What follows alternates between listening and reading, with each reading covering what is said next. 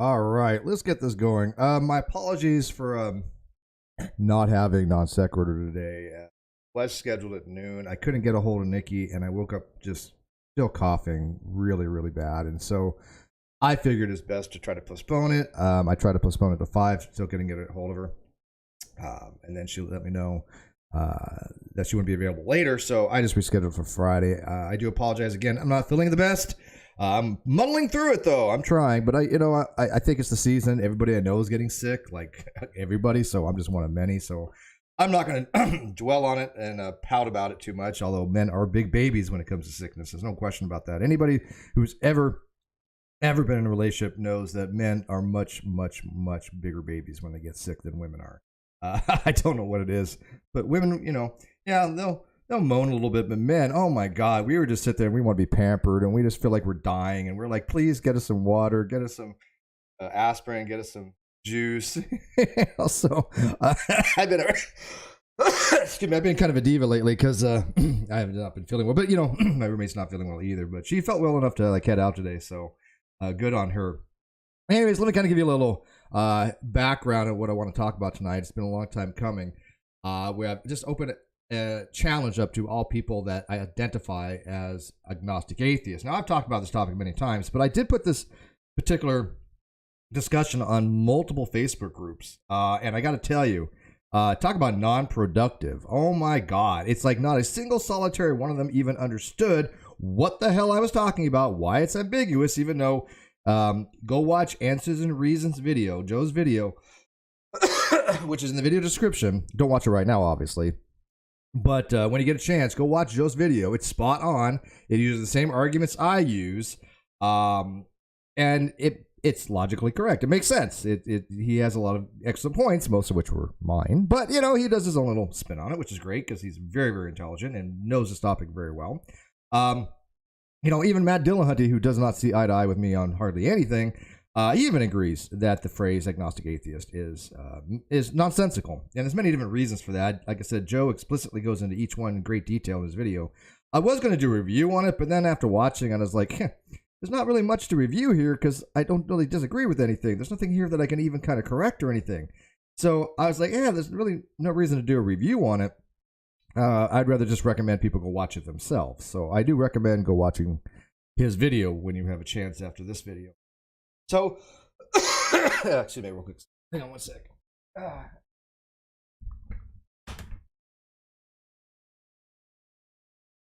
right, I gotta grab my robe because it's warm in here. Okay, so I put this challenge out there and I said, hey, look, if you identify as agnostic atheist, I want to know what the hell you mean by it because I've never once had anybody put it into a logical schema that makes sense. They'll appeal to a dictionary. They'll throw out all these definitional things, which are not definitional. They're descriptive. They don't understand the difference between prescriptive and descriptive clearly. And then just say, I'm wrong by fiat. But when I asked them, okay, what's the logical implications of this? What is the terminological denotation of your phrase here in logic? And does it make sense? Is it unambiguated? Not one has been able to ever do that. Not a single solitary one. And yet they just say I'm wrong by fiat. And it's just, okay, here's all my work on the subject. Here's all my essays on it. Here's my papers on it. I'm still trying to write another paper on a little more formal version of this, but I just, like I said, I haven't been feeling well, so I haven't really been up to the challenge. But eventually I'll get to it, I'm sure. But it's amazing how atheists can act just like flat earthers sometimes. They can act just like young earth creationists. They have this belief in their head that by some fiat reason they accept as true without ever looking into it to see if it makes sense. Not looking at any evidence to the contrary. Not going to see if any of this even makes sense in any kind of academic literature, because it certainly doesn't. And most of you all realize that by now. So I think it's very telling when you have atheists that act the exact same way as theists do. This is what Huxley actually complained about. He actually complained that theists and atheists were really two sides of the same coin for the most part. Both of them believed and claimed knowledge of things that they had no justification for, had no reason to, because in his view, they were, in order to justify something, it had to be on scientific grounds. Agnosticism under Huxley approach was a normative epistemic principle. And so he believed that both theists and atheists were out to lunch. And I kind of see why Huxley gets that. I really do. I mean, being involved in talking to so many theists and atheists, lately theists have been more congenial and more willing to discuss their beliefs than atheists do. It's really odd. And I'm no theist, right? I mean, I'm moving away even from agnosticism to even more toward a strong atheist position in some areas more than I ever probably have ever. I'm still agnostic, but I mean, I just am sick of a lot of religiosity. I am sick of a lot of things that I've seen when people are trying to evangelize people. I've always been against faith healing. I've always been against psychics. Those are fake. Those are false. They are con men. You know, I believe that hell, the way the Christians describe it, does not exist. I'm willing to put forth my particular beliefs and justify them and tell people about them. We do a challenger, so let me get to him in 1 second. Hang on there, Kev. I'll get you 1 second. But anyways, I do find it interesting that theists lately have been more willing to come on and actually talk about the subject matters. Because the atheists that I engage with on Facebook, they're ignorant. They're absolutely ignorant. They have absolutely no ability to even articulate their positions, nor have any ability to describe why my reasoning is flawed in any way, shape, or form. And I find that to be very telling because they are doing exactly what they claim theists do. They just say something by faith. They don't have any evidence for it. They don't have any logic. They don't have any reason for it. And I can understand Hux's position. Anyways, so I put this out there on a number of different Facebooks.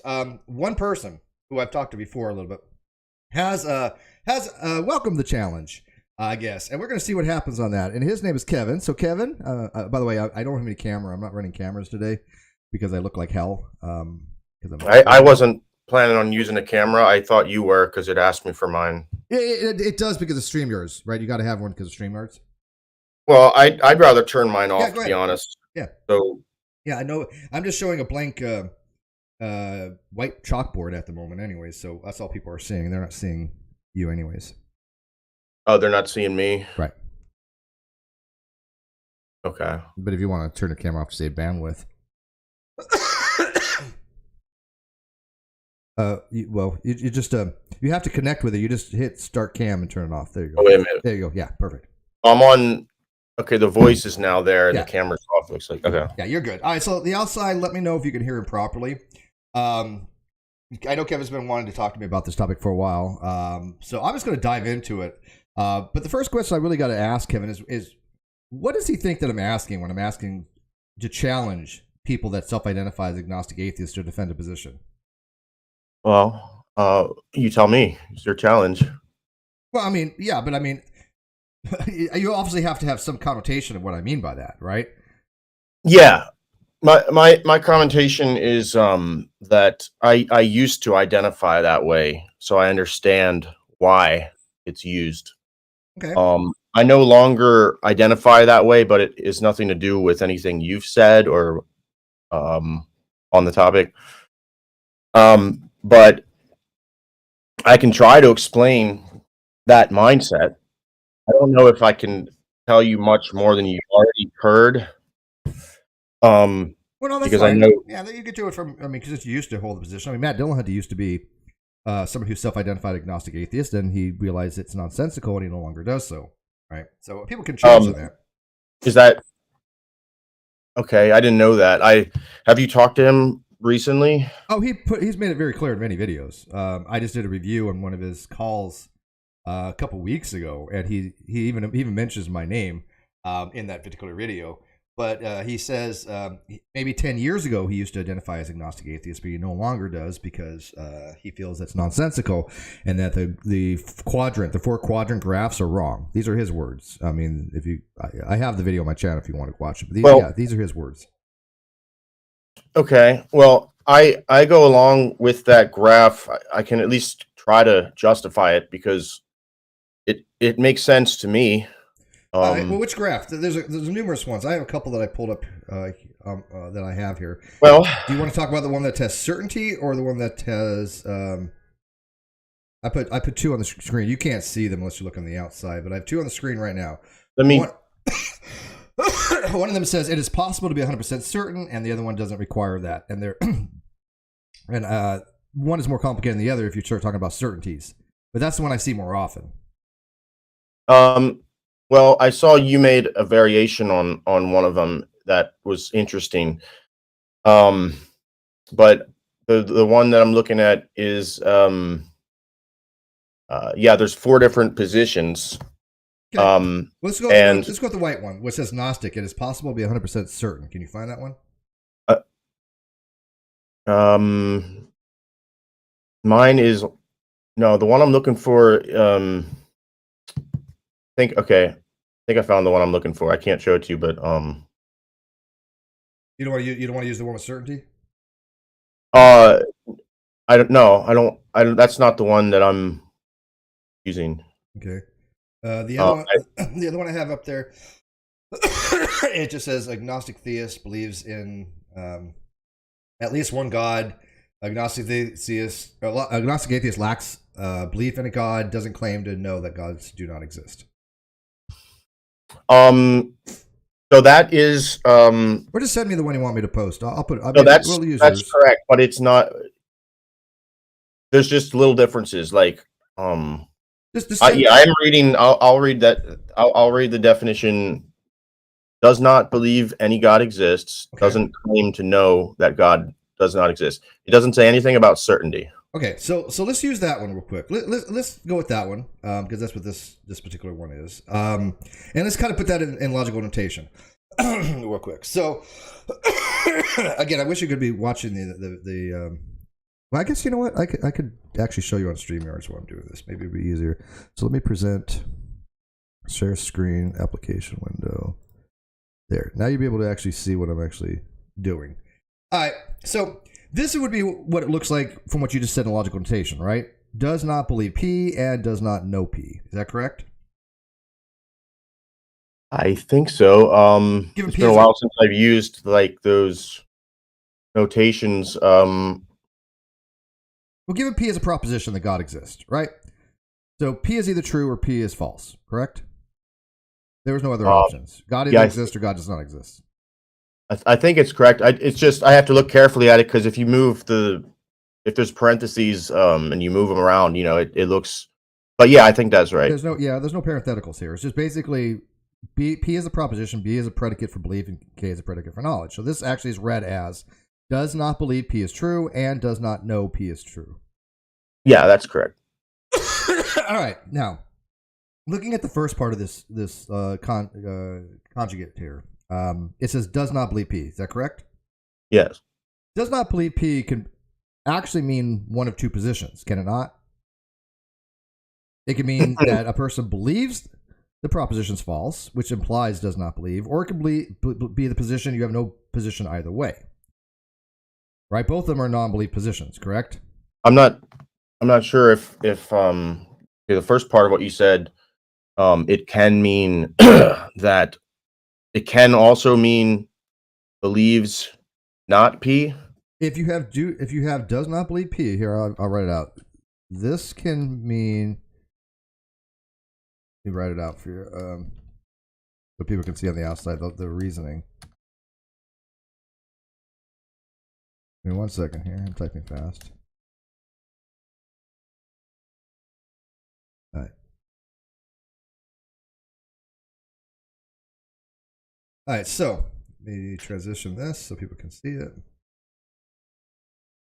All right, so what I've written out here, if you do not hold to P as true, it's because of one of two possible positions. And I've proven this on the square of opposition. You can look on the square of opposition. There's no other choices. You have only a certain amount of epistemic space here available to you.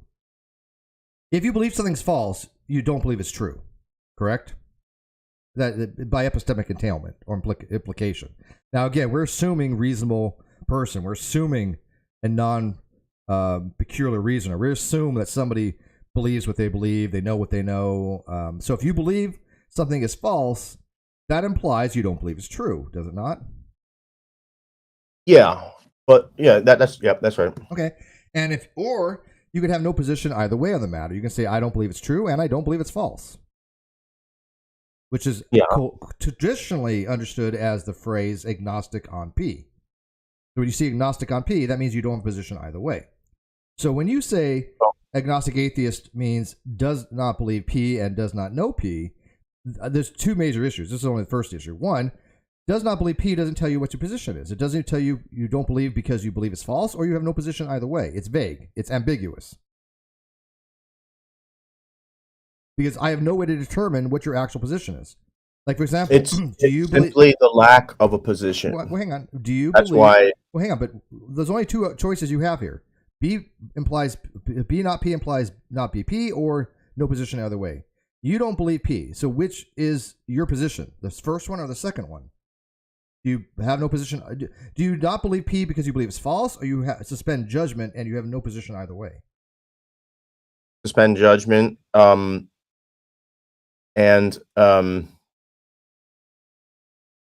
I didn't get everything you said. I might have.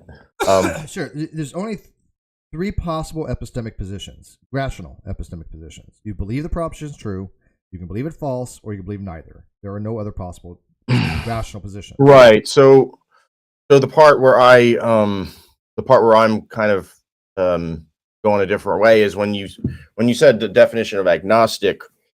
I'm not giving any definitions for agnostic. I'm just telling you how the word is used. I'm not defining anything. I'm just saying if you see agnostic on P, that is read to the reader. The author is connoting to the reader that the person does not have a position either way. Well, I guess the topic that was going around was the idea that the root word of agnostic and the root word of atheists are referring to two different tiers of. I'm not interested in semantics. Anybody can make up semantic nonsense. They can say square circle. Square actually means four sides. Anybody can make those games. I'm talking about the logic here. The logic is irrelevant to the semantic content. You can instantiate these words with any semantic content you wish. It's irrelevant. The logic is still the same. If you do not believe the proposition, it is because of one of two possible reasons. Now, you've said that the reason why you don't believe the proposition is because you've suspended judgment on it. You don't believe there's a God and you don't believe there isn't a God, correct? That is one form of atheism, yes. It's called agnostic, but whatever. But that's your position, right? That was a position, but that's not my position now. And actually, this wasn't the original topic that I was planning on discussing, but that's okay. This is exactly what I put in the on the Facebook page, right? It was, but you also brought up, you also made a post. It's along the same lines as this, but it was a post that you made saying that if there was anything wrong or understanding, that you said this is what you wrote. Not believing in God does not logically necessitate that one is an atheist. That's true. Anyone who says otherwise is misleading you, incorrect, ill-informed, and probably has never read literature on the topic. Which I stand by that, yes. In my experience, anybody who says otherwise probably has not read much of the literature. And then you go on to say that atheism and theism are contradictories. Yep, Graham Oppie. Yep, that's from Graham Oppie. He actually and the point that I was making, from what I learned in logic, was you can tell me if this is wrong, that a strict logical contradiction just is not P. Is the contradiction of P is not P. That is correct. That's. Hi, Canal. Hope you're feeling better. She's in the live chat. She's out and about. Yeah, the contradiction is P or not P. That's always by the law of negation. True. That's a dichotomy. Yes. So, the way I interpret that is if the proposition is theism, then not theism or non-theism is the lack of theism. No, you've just made a huge scope error. You've just went from the negation of the proposition to the negation of the predication, which I see atheists do all the time, and they cannot, for some reason, figure out their mistake. P and not P is the contradiction, right? Not has nothing to do with the predication. So if the proposition is God exists, what is the negation of that proposition? God does not exist, right? So P or not P. God exists or God does not exist. How you predicate that is up to you. But okay, so then here's where, yeah. But the negation of theism is not the negation of the belief, but the negation of the proposition. It upholds the negation. Theism is the belief. Theism is describes someone who holds the belief that there is a God. Okay, and what's the That's the entire definition. What's the proposition there? That is the entire definition. What's the proposition? The proposition is that God exists. Okay, what's the negation of that? The negation of that is God does not exist. And if you predicate that with belief, what do you get? Theism is belief in that. And atheism is the belief that God does not exist. That is strong atheism. That's just atheism in philosophy.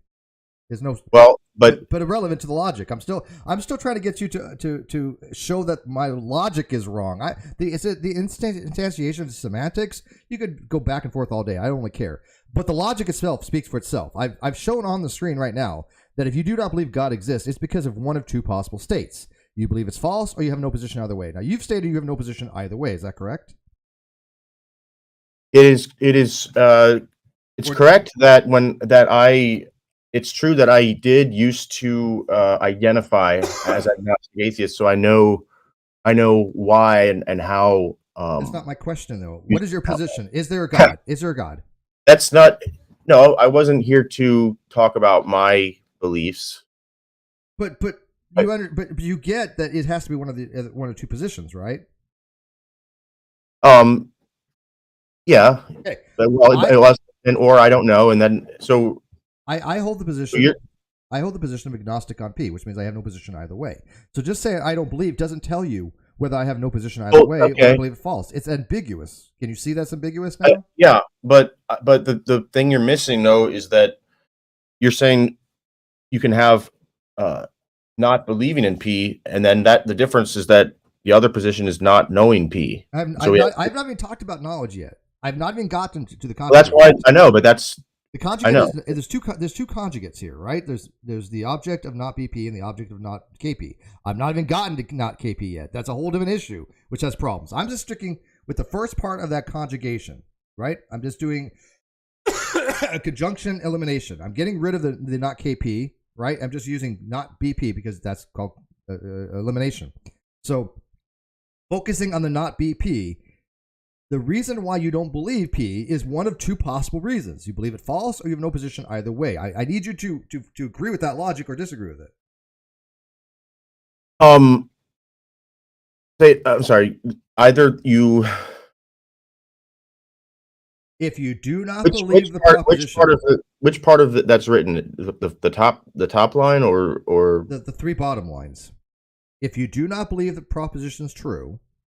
Right? If you have no belief, it is either because of one of two things.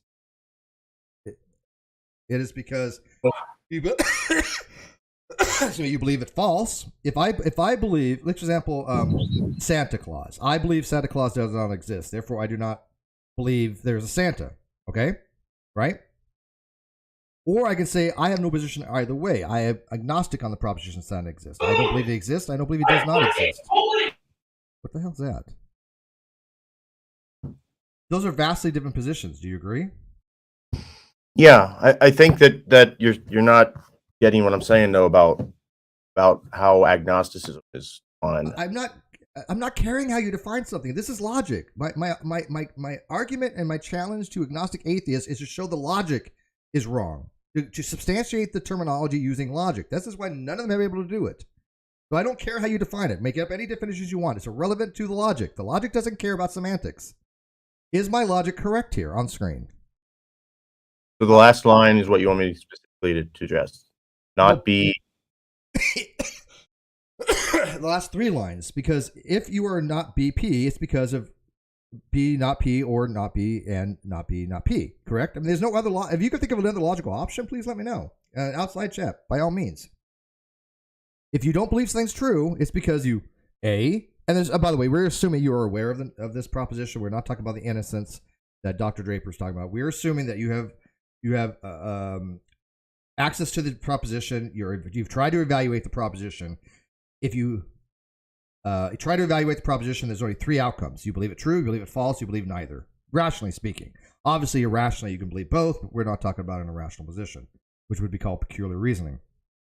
So, if you've evaluated the proposition, if I say to you, Kevin, God exists, you have three options. God exists, God does not exist, or you believe neither.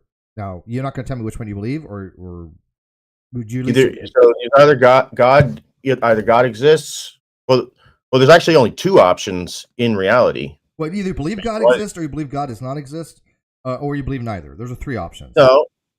I mean, if you really want to say what's strictly the only options in reality, there's only two. Correct. Because the third one is just correct. There's only two, but your beliefs are not. So we're talking about different things because one has to do with what exists in the world, and the other one has to do with we understand that. It's basic ontology. Yes, God either exists or God does not exist. I think everybody gets that in my audience, right? But your belief on that is not dichotomous. Either you believe God exists, believe God does not exist, or you have no position either way. If you can think of another option, please let me know. So the way I would respond to that is by saying that the belief, just take belief in God and just go with that. That also encompasses many different stances under that. So, and that would be the position belief in P could be someone that is you would put a confidence factor on irrelevant. Confidence is irrelevant. Again, none of this matters to the logic. It is relevant. No, it's not. It's absolutely not relevant. I think he's trying to say it's a spectrum. It's irrelevant to the logic. Either you believe or you don't believe. It's a dichotomy. Either you believe P or you don't believe P. Either you believe not P or you don't believe not P. Those are dichotomous by what's called the principle of bivalence. Do you disagree with that? Either you believe a proposition or you don't believe the proposition. You don't think that's a dichotomy? If you have different levels of confidence for something, no, it makes no difference in logic. Either you accept or you do not accept. There is no middle ground. Different levels don't matter. It's what's a law of excluded middle. I mean, either when you have a dichotomy, that means they're mutually exclusive and jointly exhaustive. There are no other options in the event space. If I say, let's use a gumball analogy.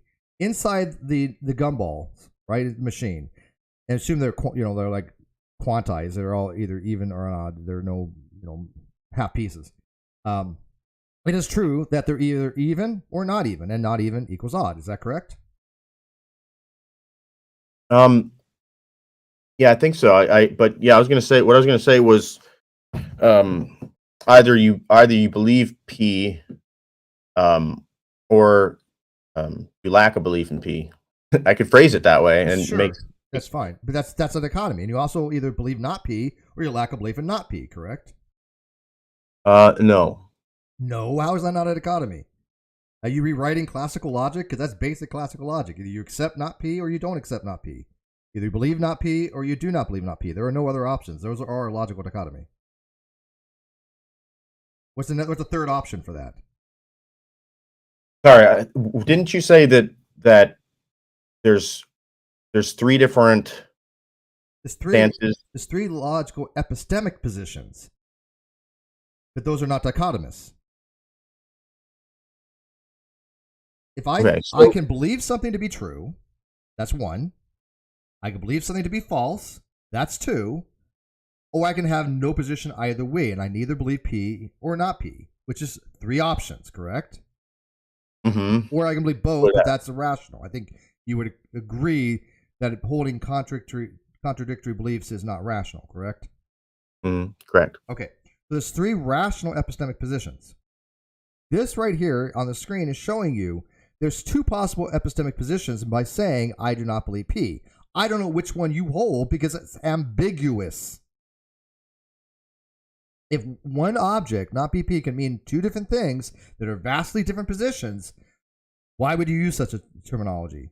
Because there's a huge difference between somebody saying there is no God and I suspend judgment, I have no position either way. So just saying you don't believe can equally describe either one of them. It is a necessity for both the other positions. Yeah. What's the problem? I just literally explained the problem. It's ambiguous. If I said, hey, Brandon, where do you live? And he says, I don't live in Asia. Does that tell me where he lives? No, it's ambiguous.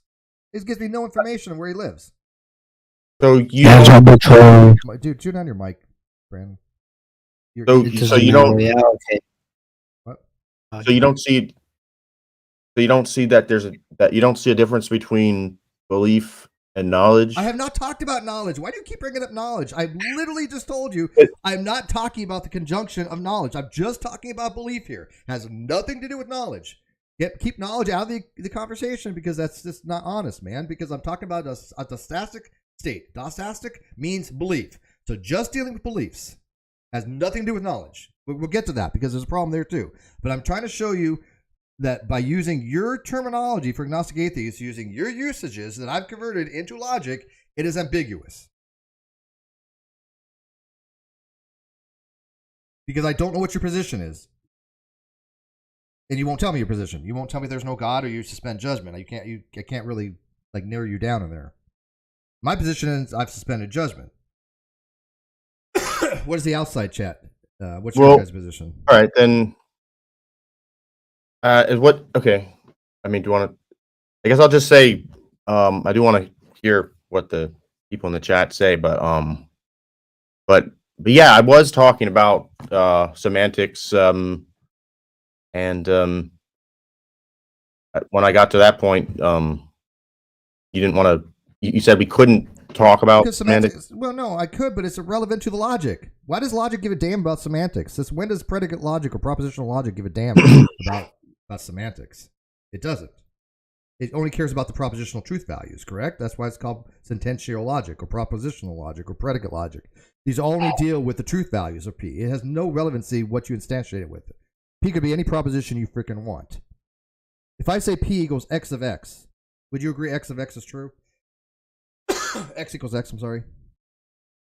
Or all of X, X equals X, would you agree that's true? Okay, yeah. Yeah, it's called the law of identity, right?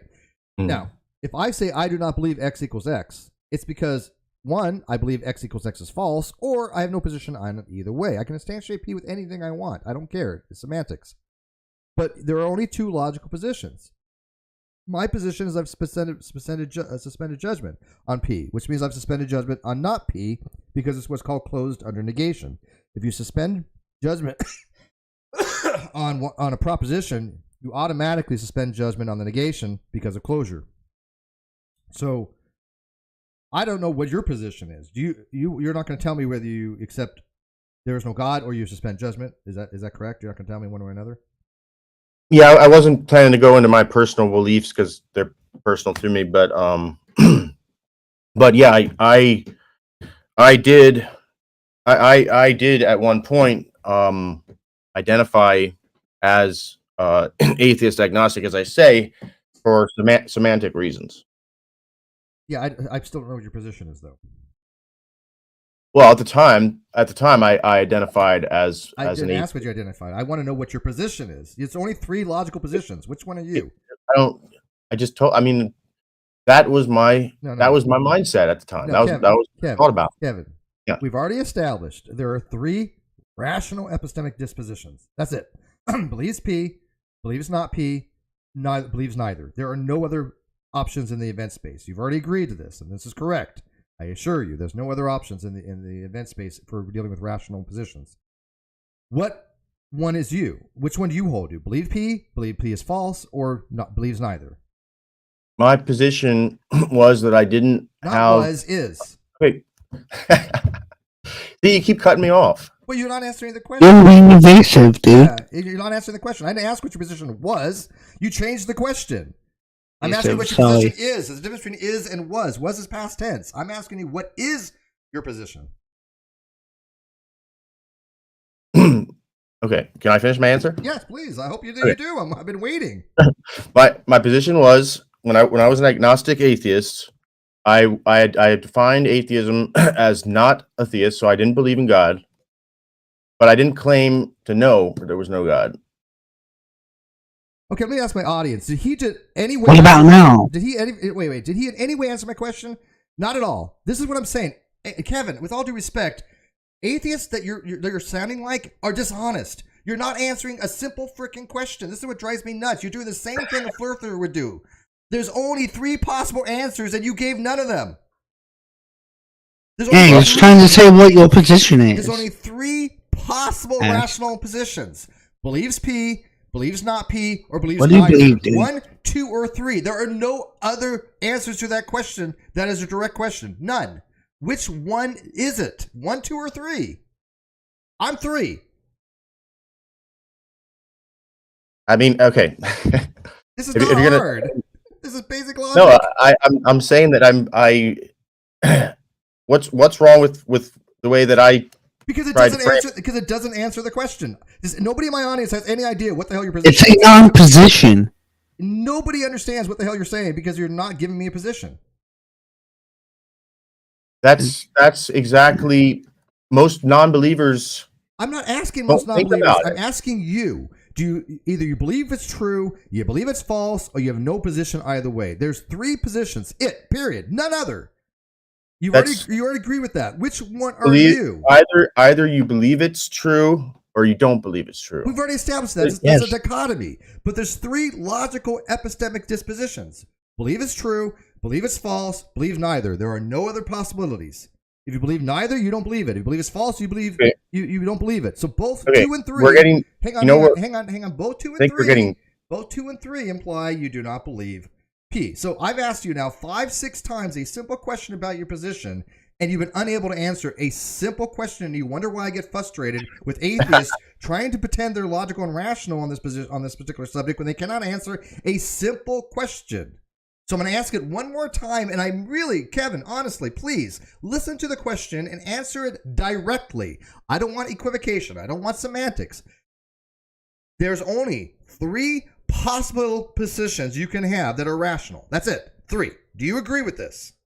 I don't agree because that's not how I see it. Then tell me what the logic is. Show me the 4th position that's logical. In logic. Okay. I'm trying to, but you're kind of talking over me, so take all the time you want. If you could prove this, you would literally rewrite classical logic as we know it. So I would love to hear this.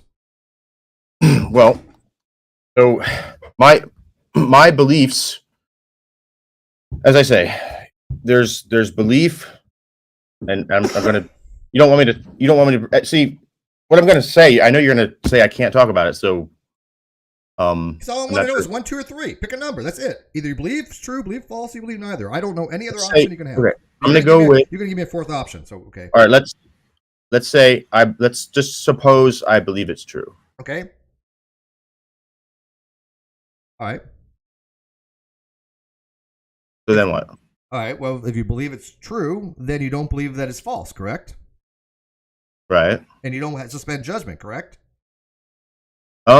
No. See, that's where you're wrong. What? If you believe it's true, you cannot suspend judgment. Because belief is only belief, but you're not actually making a knowledge claim. It has, again, why do you keep bringing up knowledge? Stop. The belief is but knowledge. I don't get it. Knowledge is a subset of belief. We're not talking about knowledge. We're talking about dostastic. Dostastic means belief only. We're not giving a damn about knowledge right now because knowledge is a subset of belief. We have to have belief before we can even discuss knowledge. We can't even narrow down your beliefs yet. Somebody asked, by the way, who I'm talking to. This is Kevin from Facebook. I've known him for some time. I'm not sure if you know him, Leo, or not, but his name's Kevin. I don't know if he wants to give his last name. That's up to him, but he goes by his last name on Facebook. But if you believe it's true, clearly you're not suspending judgment. Suspending judgment means you have not decided on the proposition. You're undecided. If you believe it's true, you've decided. You've concluded the proposition is true. Correct? Yes. Then how could you say that it's suspending judgment if you say, "Oh, I believe it's true"? You're not suspending judgment on it. You've come to a conclusion. You have a position. You assign a truth value to the proposition of true. Suspending judgment means you do not assign a truth value. Okay, yeah. So what? So what is the difference between then? If we have P and we have either believe P, and then the other option, there's more than one because there's either wherever the negation can go either on the outside or it can go in between. And then you have 2 different positions that way. I don't know what the hell you just said. Okay, you're arguing to me That sounded like word salad to me. You're arguing to me there's more than 3 epistemic dispositions. That's what you said. You said logically. I said logically you either believe P is true, you believe it false, you have no position either way to be rational. You said there's another position. I have not seen the other position yet. What is the other position? If assuming, again, you are aware of the proposition. We're not talking about innocence here. But assuming that you are aware of the proposition, those are the only 3 logical positions that I know of that's logically possible. But if you know another one, I'm still waiting for it. And then show it in what the logic would be. Or do you change your position on it? No, I'm just trying to explain why people define it differently. Because they have no idea what the hell they're talking about. As I'm demonstrating right now in real time.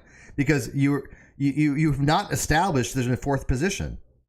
There's still only 3 positions, and I still don't know which one you hold to. You won't tell me. You're evasive on it. I said let's assume that it's believe P. Yeah, but that's an assumption. I would like to know your actual position, but if you don't want to talk about it, fine. Yeah, that's the problem. You keep no matter everything I say. How are you speaking in hypotheticals? Yeah, I mean, I like to talk about what a person actually believes.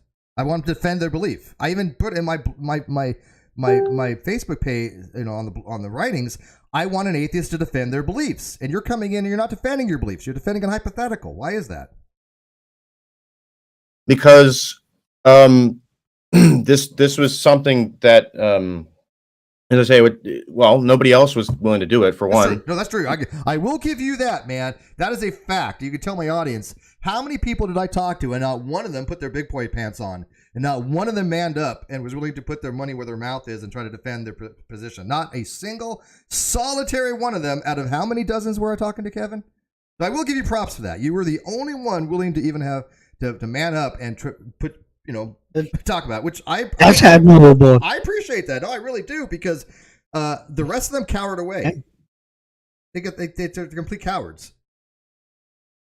Yeah, I'll give you props on that. But we'll go with the hypothetical. Whatever. Okay, we're assuming that you believe there's a God. Okay, is that fine? Yeah, I mean, I'll talk about my personal beliefs. I don't have a problem with doing that. Because if that's what you want to know, then I'll talk about it. The reason is because I want to know if your beliefs are similar to mine, and why would we share the same label if they're not? Because my position is I've suspended judgment, which is agnostic on P. Why would I want any other? Why would I want to be known as an atheist when that's not my position, or agnostic atheism when that's not my position? Because I don't know what the hell it means. So. Well, again, because of it is a difference of semantics.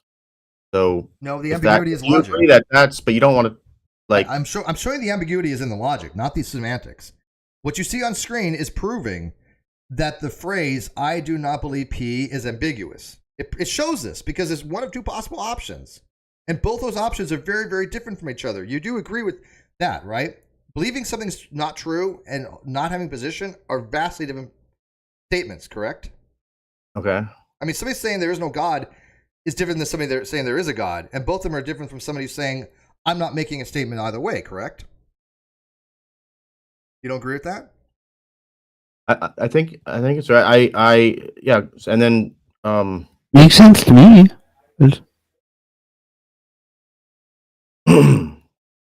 Okay, so if I have the position, I have no position either way because I do not believe P. Why would I want to be labeled something as somebody who believes P is false? Why would I want that position labeled to me when that's not my position? Wouldn't you think it makes more sense to have 2 different labels for 2 vastly different positions? One who believes is false and one who has no position either way. Why would you want to have a same label for that? Because then nobody knows which one you are. Right. Well, that's why you have these philosophers that have written about it, and that's true. You have Michael Martin, who came out and had his book where he made the distinction between strong atheism and weak atheism, and yeah, not very well. And he based upon Smith's work, and Michael Martin still believed that you had a burden of proof even for negative atheism in this book, which is a whole different topic. But even Michael Martin believed that atheists have a burden of proof, even if you merely do not believe, which is something that I've argued for years.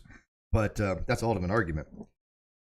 But let's say the proposition is this. Let's say the proposition is there is not a God for a second. Okay, there is not a God, and we're assuming you're a theist. We're just assuming hypothetically you're a theist. If I say the proposition is there is no God, as a theist, you're going to say that proposition is false, correct? Yeah. But see, I hate to have to like keep going in different directions, but it really is what it comes down to is you have these beliefs and you have levels of certainty to the beliefs. I couldn't care about certainty. Either you're convinced or you're not convinced. What degree of certainty makes no difference. I mean, that's why we can't make much progress on it because this is logic. We don't care about that in logic. Logic doesn't give a damn about your strength of conviction. Either you're convinced or you're not convinced. There are no other options. You can be convinced strongly. You can be certain. You can claim knowledge. You can claim certitude. You can claim just barely believe it. That's irrelevant. Either you believe it or you don't. There are no differentiations in classical logic when it comes to the degree of strength on a proposition. This is again based on your view that knowledge is a subset of belief. That's a fact. I don't agree with that. Well, then you're wrong. Well, Show me any evidence that that's not the case. Name one belief first condition of theory of knowledge where that's not the case.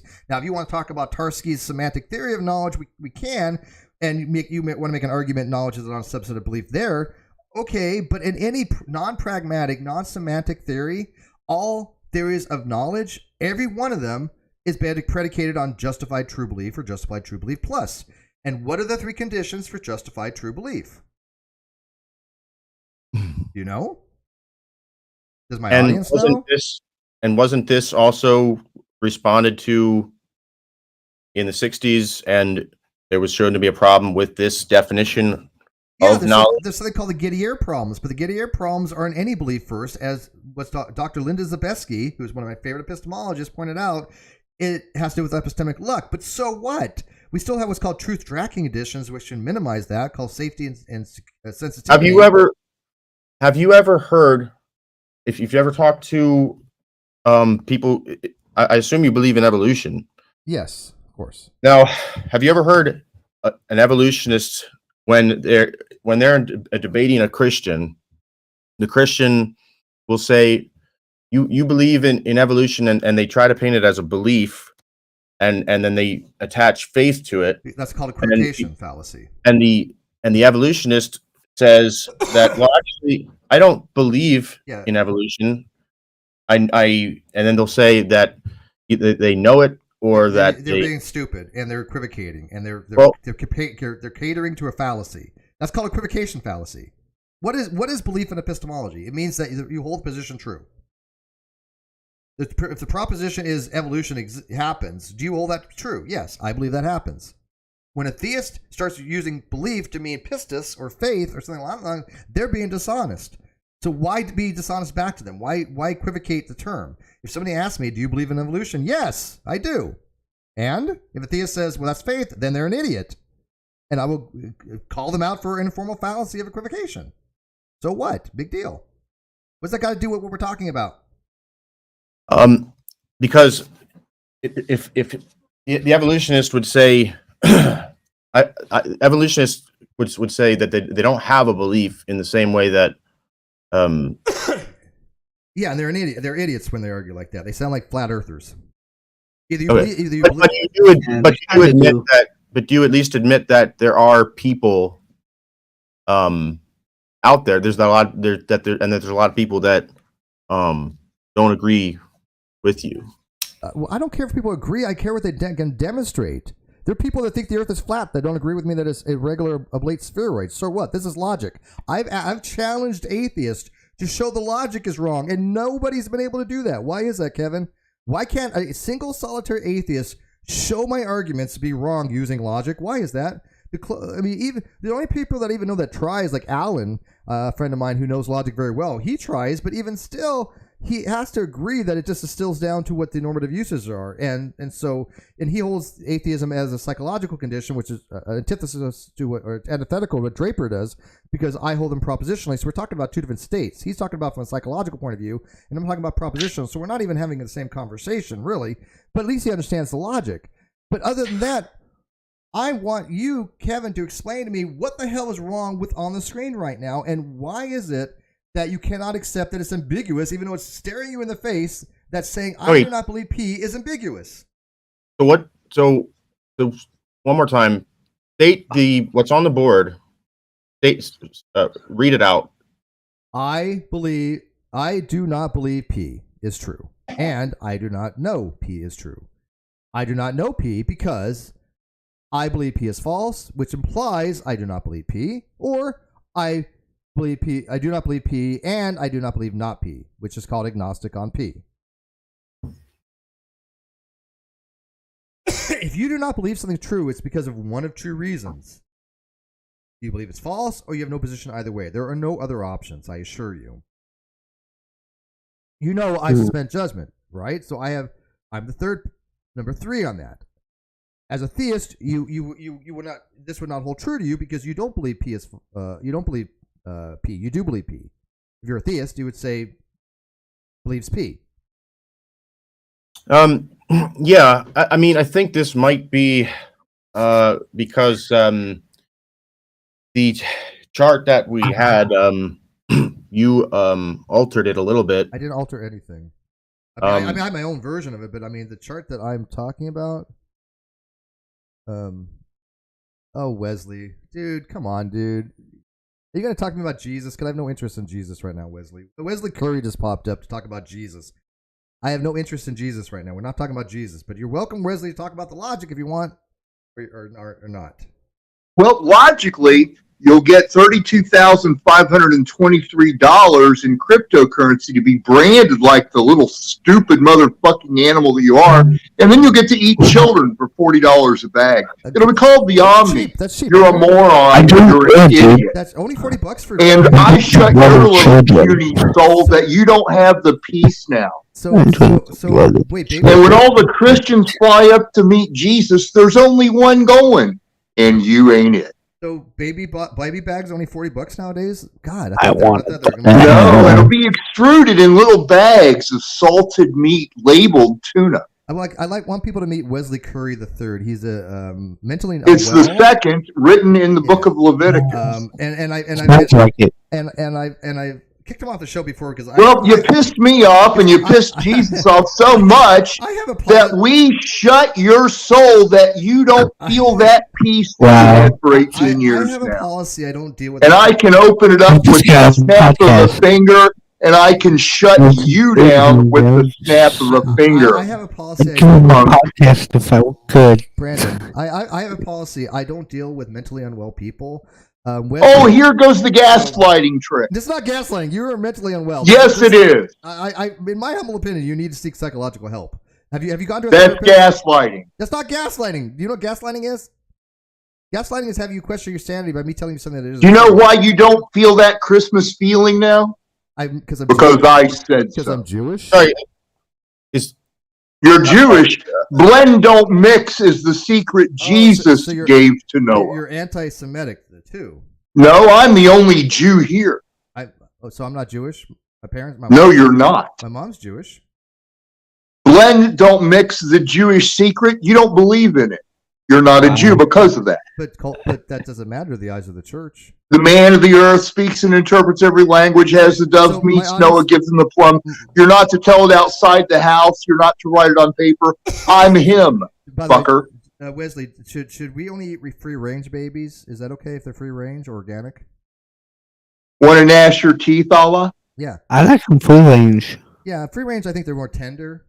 Yeah. And blend, don't mix. The only Jewish secret. There's no other Jewish secret. The Jewish shield. It was given to Noah by Jesus. Awesome. Stupid little Muslim. Now I'm Muslim. So I went from. Yes, you are. I'm Muslim. That's interesting. How did fully range baby? Well, the Messiah called you Allah. So no time to talk, Allah. Nicodemus knows who this guy That's is. Right, I am him. This guy doesn't. And if you take the Omni, I'm going to send my angels to kill you. So, okay, you can just kick him off now. Right, on the day Mecca is. Thank you, Wesley. Don't let him talk. Yeah, Wesley, you can sit in the back and do nothing because I have all the power here. This is what religion to that extreme does to you. That's interesting, this though. is why I've been more and more leaning against evangelistic religions. I really am becoming anti-theist when it comes to evangelism and things like that because you deal with idiots like that, and that is one thing I want out of society. What? Just because I'm behind it. Is that the guy who was just here? Was he being serious, or yes. is that Yes. Oh, he's dead serious. He's a full-on 1% nutter. He really? Yeah. Okay. No, I really couldn't tell. That's no, why I serious. had. I swear to God, I've dealt with him many times. Okay. Because no, I think that's I what can they definitely call, tell. like, He's off of alcohol. Very mentally unwell. Needs to seek psychological professional help. Seriously, and I know my policy has always been I cannot in good conscience engage with people I find to be mentally diminished. I think it's like kicking a baby. I just find it to be unethical, right? I cannot sit there and slam on somebody who, not by choice, is mentally unwell. Does that make sense? And clearly that dude's mentally unwell.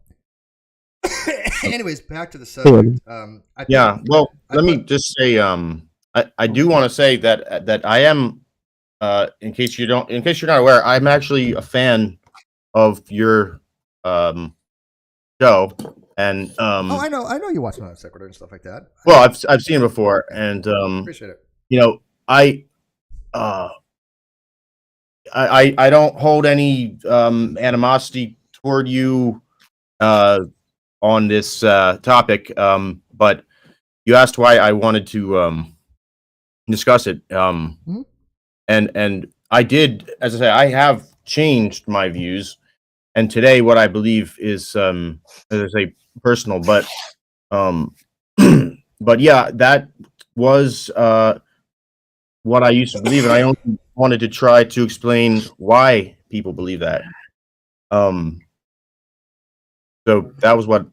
Right, but I've literally have shown that is ambiguous using logic, and I think you have no defense against that. You agree? Well, I haven't got to the knowledge part yet. I was hoping to get to the knowledge part because the other part of that conjunction is the knowledge part, which says I do not believe P. But we've already established, if you go look at the literature, knowledge is a subset of belief. You have, and one of the conditions for justified true belief is that P is true, S believes that P, and S is justified to believe P. So yeah, so it's just it's not. So belief is a necessary precondition for knowledge, but it's not sufficient, right? So real quick though, hang on, let me just get this out. So we get the other part of the conjunction out, not KP. Do you agree?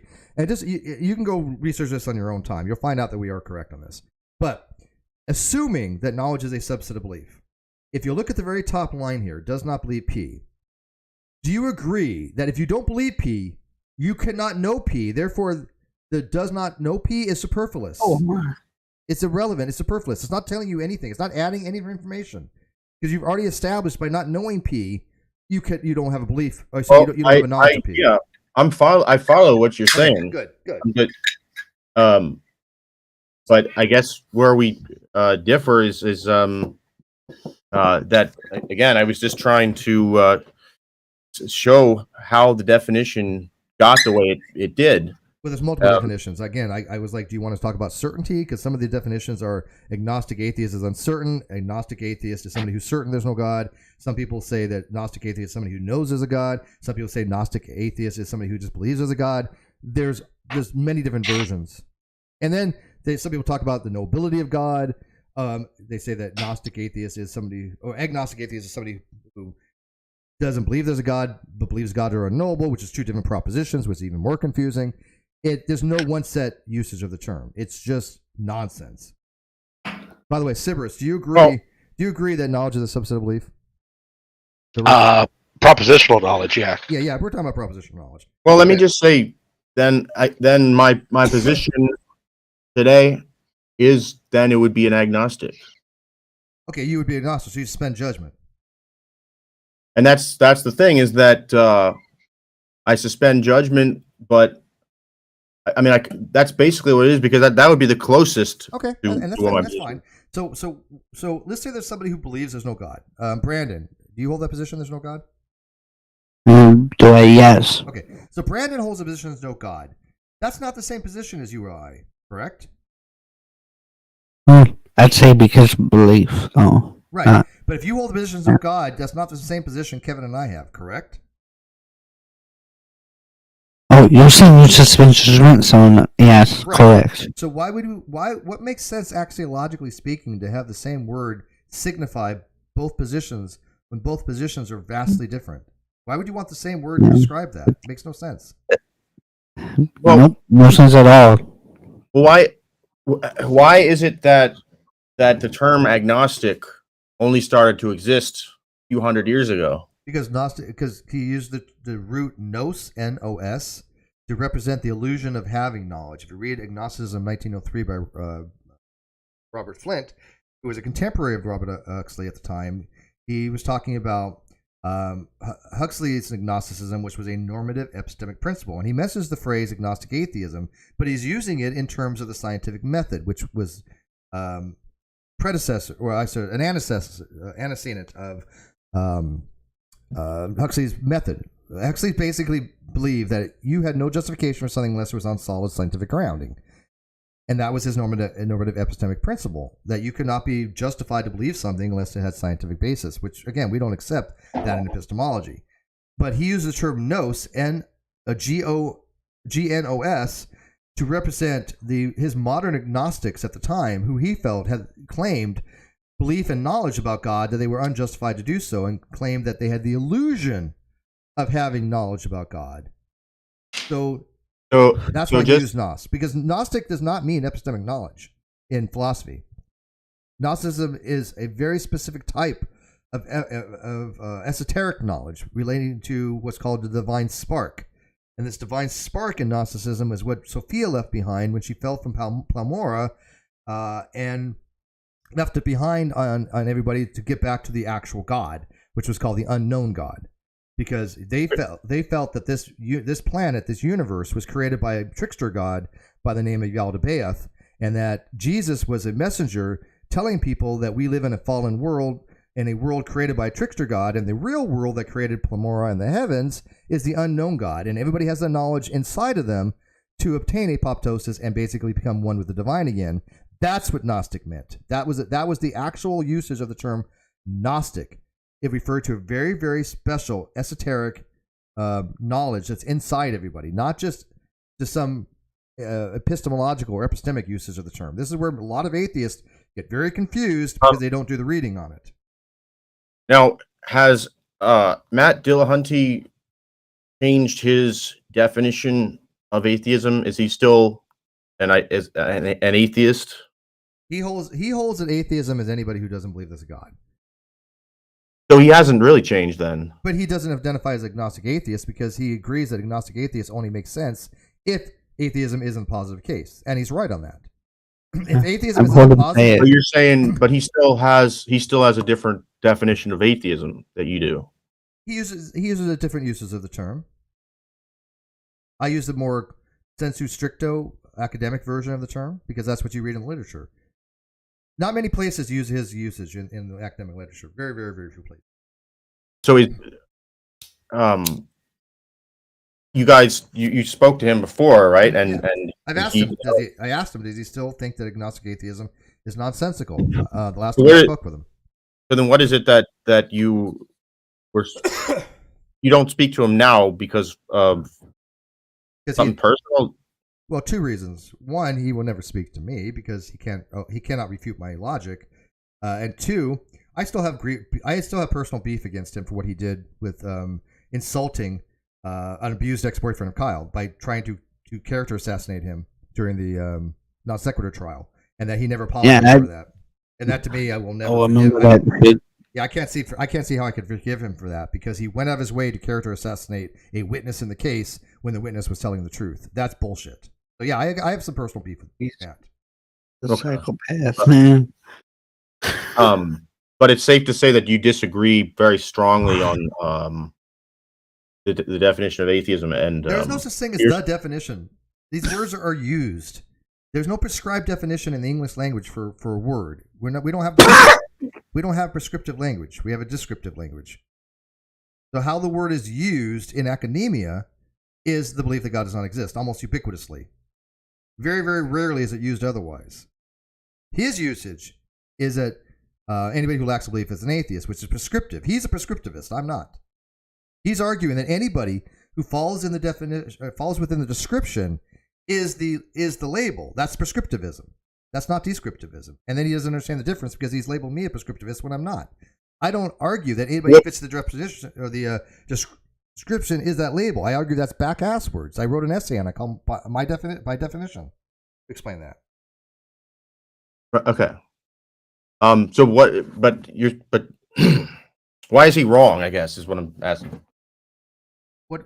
It's not a matter of when he's wrong when he says things like it's the only usage, because he doesn't know so much do that anymore. But he used to. He used to argue there's only one. Atheism is one thing, a lack of belief. Well, people corrected him on that and said, no, Matt, that's not true. Here's all the academic sources. And so he moved away from that. I don't think he's said that in a long time, unless he's arguing with some theist, and then he'll pull it out every so often. But he was wrong about that. There is more than one usage of the term, correct? It's polysemous, which I've said for ages. And then he's argued the same thing, that's polysemous. That's what Dr. Draper has even said in SEP. It's like, well, I don't know why he would ever say that I'm wrong. It's like, what am I wrong about then, Matt? You also at least acknowledge that there are PhD level philosophers that take on Dillahunty's view. Very few, and most of them are dead. So we're talking about modern contemporary analytical philosophy. Name one modern atheist analytical philosopher that takes on his approach. I can't think of any offhand. Well, maybe Peter Boghossian, obviously, but he's more of a social philosopher of social and psychology. But name one living philosopher that does. I can't think of any. I mean, one that comes to mind. I can think of a few, but one that comes to mind, I think, is John Shook. He has the view that atheism and agnosticism can both exist simultaneously. Okay, all he has to do is show me the logic. I know who John. I mean, I know of the name. The name sounds familiar. But do you think that the positive usage is prevalent in academia? Because this is just to my reading. I'm not that super familiar with the literature. But it seems like it's mostly theists of some kind. No, all the atheists. Dr. Draper's an atheist. McCormick's an atheist. Opie's an atheist. Malpass is an atheist. All these are atheist writings. Yeah, but I mean in the philosophical literature of religion. Well, I mean, atheists. But what I'm saying is they're kind of just using the standard, but the standard is that way because of theism. No, Dr. Draper points out 3 very good reasons why atheism should be defined in the positive. It has nothing to do with theism. Not one of his arguments is predicated upon theism. It has to do with. Oh no, I'm not saying his is. Yeah. So I think there are reasons. Like, why would you? I mean, if you're writing a philosophical paper, what are you going to really do to make the case for just saying nothing, which is what the agnostic atheist position is, right? You're going to want to say something. You're going to argue something. Yeah, well, the problem is when they say the word agnostic atheist, I'm still trying to figure out what the hell I mean by it. Kevin's been in here for almost 2 hours. I still don't know what the hell phrase logically means. I've shown them that it's ambiguous using his usages. So why would anybody want to use such a phrase if obviously it's ambiguous? I'll try one more time. And that is just to say that the root words are they get them from the Latin root words. That's why they make that's why they have a graph with 4 categories. And the graph is wrong. I've shown it's logically wrong. It cannot be the way they say it is, because knowledge is a subset of belief. It just makes no sense. Yeah.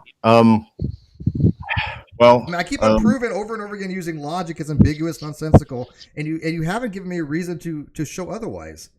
If what you say is true about agnostic atheism, using that chart, if you look on the logic, not BP and not KP, I've shown 2 things. One, the first part of the conjugate is ambiguous, and the second part is superfluous.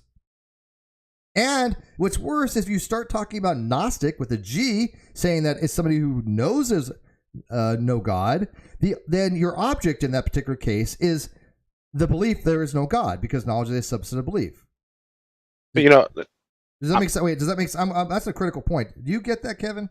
If you were doing that 4-quadrant method, you've got to have consistency in the graph. You can't just arbitrarily change two variables. I did see what you did, and I actually appreciated that because you showed that there's if you were going to use a chart like that, there should actually be 8 options instead of 4. Yeah, something along those lines. There's a couple different reasons for that, but really it should only be 2 options. But whatever. But I mean, if I have, let's look at the Gnostic Atheist position. Well, I mean, I get that. It's, I mean, it seems like one of the things we don't see eye to eye yet is that there's a difference between not believing P and believing not P. Nobody disagrees with that. Who argues are the same thing? And I'm going to talk about negation raising. And negation raising, they're equivalent because of what's it's just a nuance in grammatics. But logically, I do not believe P and I believe P is false are not the same logical position. Nobody I know argues otherwise. So, all right. Yeah. So look what I have on the screen right now. This would be the Gnostic with a G position, according to the graph. Would you agree? The top line. Hold on 1 second. You mind if I get a drink of water? No, go ahead. Cerebus, do you agree that the top line would be the Gnostic Atheist position? I don't think anybody's... Yeah, they know and believe. Yeah. Okay. That would be it. So this object here, I am going to put a parenthetical group here so people can actually see it. Why this? So we're going to be talking about the knowledge aspect. Why this is odd. This is the parenthetical group. Okay, so right there, I'm not changing any of the order operations. Right, I'm just making it into a parenthetical. Correct. So everything in this parentheses we'll consider to be an object. Okay, so knows not P and conjunction with some object. We can call it A if you want. Okay. The second line here, even though is correct, because believes not P implies does not believe P, it's changing the object. This is a different object than this. This has the negator on the proposition, not in the predication. So you can't. So in Agnostic Atheist, where it says not BP, you're changing the object in the graph, which is a no-no. You have to maintain the same object. So if the same object is B not P in Gnostic, then for Agnostic Atheist, for it to make sense, would be not KP and B not P. It means atheism must be used in the positive sense for it to make sense. Else you're changing the object and the quadrants, which is dishonest. Not you particularly, but it's just mathematically incorrect. Again, logic doesn't care about the semantics. So for that to hold, for that to be agnostic atheist, and I'll type it out here, Gnostic, for this to make sense, and this is why I'm so surprised that so many atheists were not willing to put their money where their mouth is, because logic is logic, and for some reason they do not like logic because it shows they're wrong. And then agnostic atheist, keeping the same object, would be...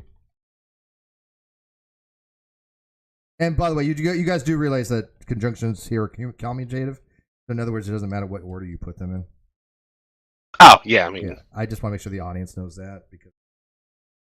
All right, so...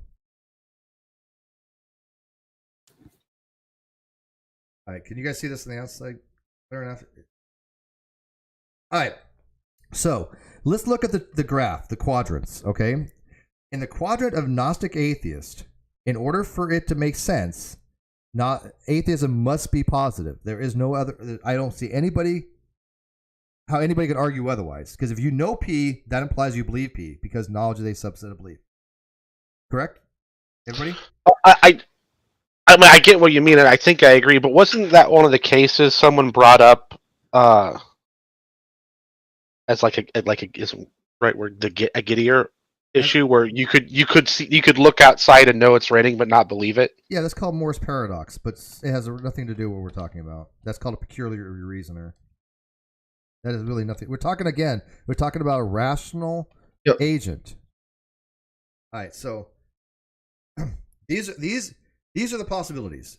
If we assume Gnostic Atheist knows P is false, knows God does not exist, which implies, of course, you believe it's false because knowledge is a subset of belief. Kevin, do you agree that Gnostic Atheism is represented logically by what I have in the top line.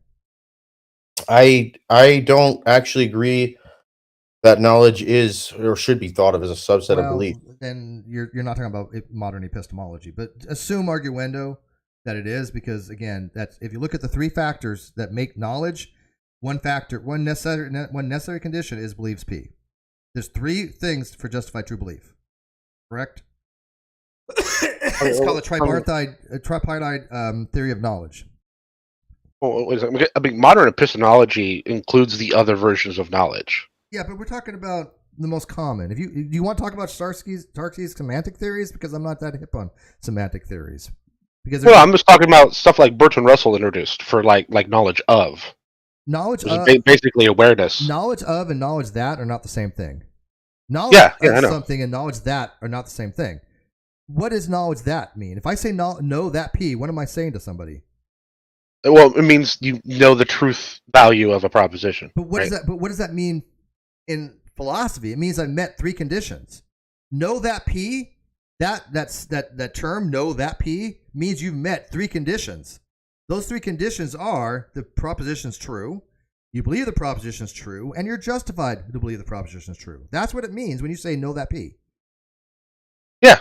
Okay. So knowledge is a subset of belief, because one of the conditions for knowledge is that you believe it. It's not propositional knowledge is. That's all I'm saying. We're talking about he's not out of tune with modern epistemology. Right. He's probably just acknowledging that there is a knowledge before proposition. Yeah, but we're talking about propositional knowledge here. That's why.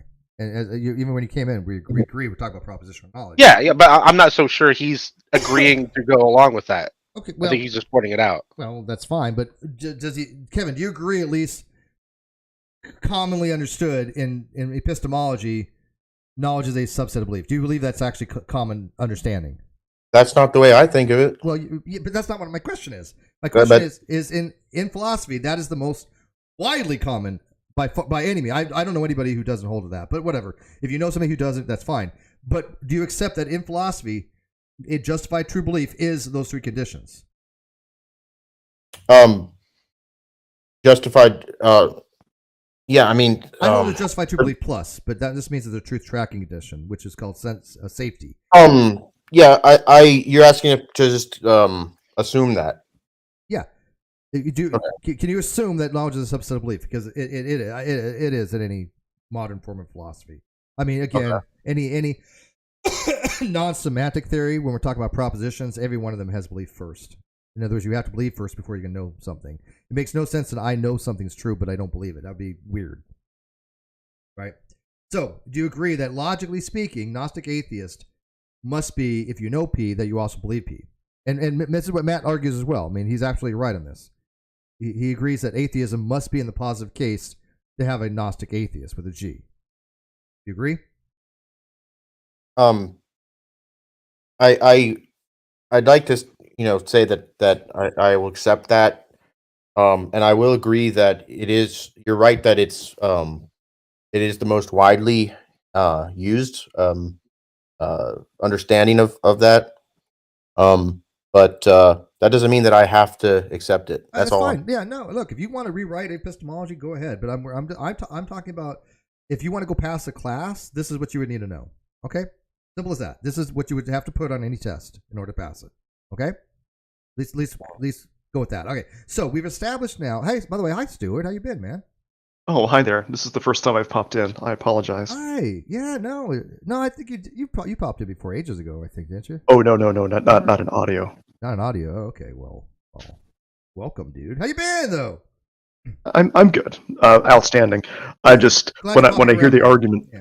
Yeah, when I hear the argument over the knowledge and subset of belief, that's when I had to hop on because you finally summed it up. You said if you're going to know something, you intrinsically must therefore believe it. Yeah. It's impossible to know without believing. Correct. That's just how it goes. Under modern epistemic terminologies. Yeah. Okay. Right, but it is possible to believe something without knowing. Sure. And so that's why they use the term lack of knowledge. That's also why knowledge is a subset of belief. Right. I can believe something without know it. Right, exactly. Yeah, therefore knowledge in a Venn diagram, knowledge is completely inside belief. Correct. 100% correct. So we've established the top line is true. Gnostic atheism is if you want to use this terminology, again, I'm doing internal critique here. If you want to use the usage, Gnostic atheist is somebody who knows there's a God, which, by the way, is a hell of a claim that you know there's a God or no there isn't a God. I don't think anybody's justified for that, but I really take arguments. But I would love when I hear a theist go, I know God exists, and you ask them what theory of knowledge they're using, they have no idea what the hell you're talking about. And you ask an atheist who says, I know there's no God, you ask them what theory of knowledge they're using, and they have no idea what you're talking about. I kind of go Huxley at that point and go, both of them have no idea what the hell they're talking about. Because knowledge is a hell of a claim. Matter of fact, there are people out there, and there's reasons for this. There's actually really good argumentation for skepticism, both academic and Pyrrhonian skepticism, that knowledge doesn't even exist. There's no such thing as knowledge. We think it exists, but it doesn't. It doesn't change anything. But to a skeptic, knowledge doesn't exist, or at the very least, we don't even know if it exists or not, if you're a Pyrrhonian skeptic. But to an academic skeptic, they hold the position knowledge is unattainable because there's no such thing as knowledge. Right, Stuart? You're asking the wrong person that question. I'm literally just listening right now. Okay. So that's what actually academic skepticism is, a position that knowledge doesn't exist. So you can still believe stuff, though, but we can't claim knowledge because knowledge doesn't exist. And it's also what's called the value problem. The value problem in philosophy is interesting because it says, look, if somebody claims they know a proposition is true, what's the difference between that and somebody who believes a proposition is true and the proposition is true? Is there any value added by claiming knowledge? If the proposition is true and you believe it, what value is added by having another term called knowledge? Yeah. So, can I ask a question? And so you said you're saying that belief is a subset of knowledge, right? No. Knowledge is a subset of belief. No, okay. Sorry. I just want to clear that up. So I thought that's what you said. Yeah. In other words, if knowledge is a subset of belief, that means that belief has to be one condition. It has to be met before you can claim knowledge. So, what is it if you only think knowledge of exists and you just think propositional knowledge is just a useful made-up tool?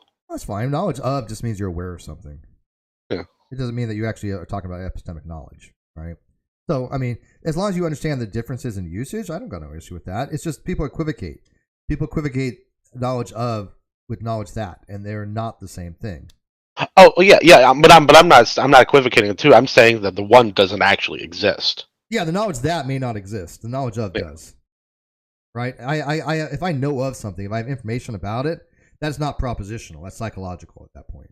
Yeah. I think if you can actually know that it's true, be justified in everything, I think that's just a fancy wrapping for being aware that a sentence is accurate. It might be reasons for that, but again, how do we really justify saying that we're aware of something? It's hard to justify because a lot of it involves begging the question. Oh yeah, there really isn't a justification. Probably not. There's just I don't know. I saw it or I imagined it or something. I take a very loose approach to epistemology when it comes to knowledge. There's much more stricter approaches, and of course, the strictest is that knowledge doesn't exist. But I take a very loose approach to it. I like the theory of correspondence theory for truth. I'll go by, but I can also appeal to deflationary theories or even coherentism. I don't have a problem with that coherent theory of truth.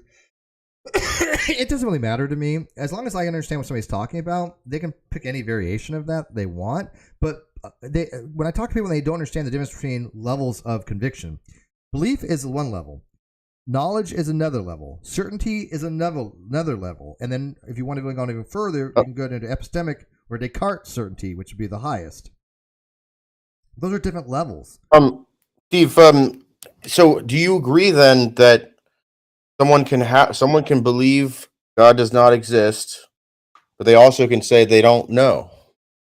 Right, of course. That's what theism is. Theism is the belief that God exists. You do believe that. A theist could say, I believe God exists, but I'm not claiming his knowledge. Of course they can. Sure. I just want to make sure I understand. Why because wouldn't they be able to?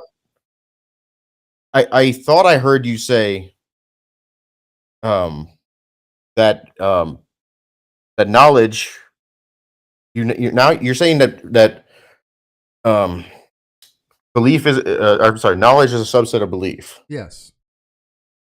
I believe. If I say I believe there's a God, that doesn't mean I'm claiming I know there's a God. That's just one step to getting there. That's that sums up this whole thing, because that you said that they're not compatible. What? That you said that atheism and agnosticism, you can't be an atheist agnostic, right? Yeah, not in philosophy, because agnosticism is a belief position. It's a belief that you're justified to suspend judgment. It's a second order belief. Yeah, he's saying given specific uses, they're not. Yeah, I'm talking about philosophy.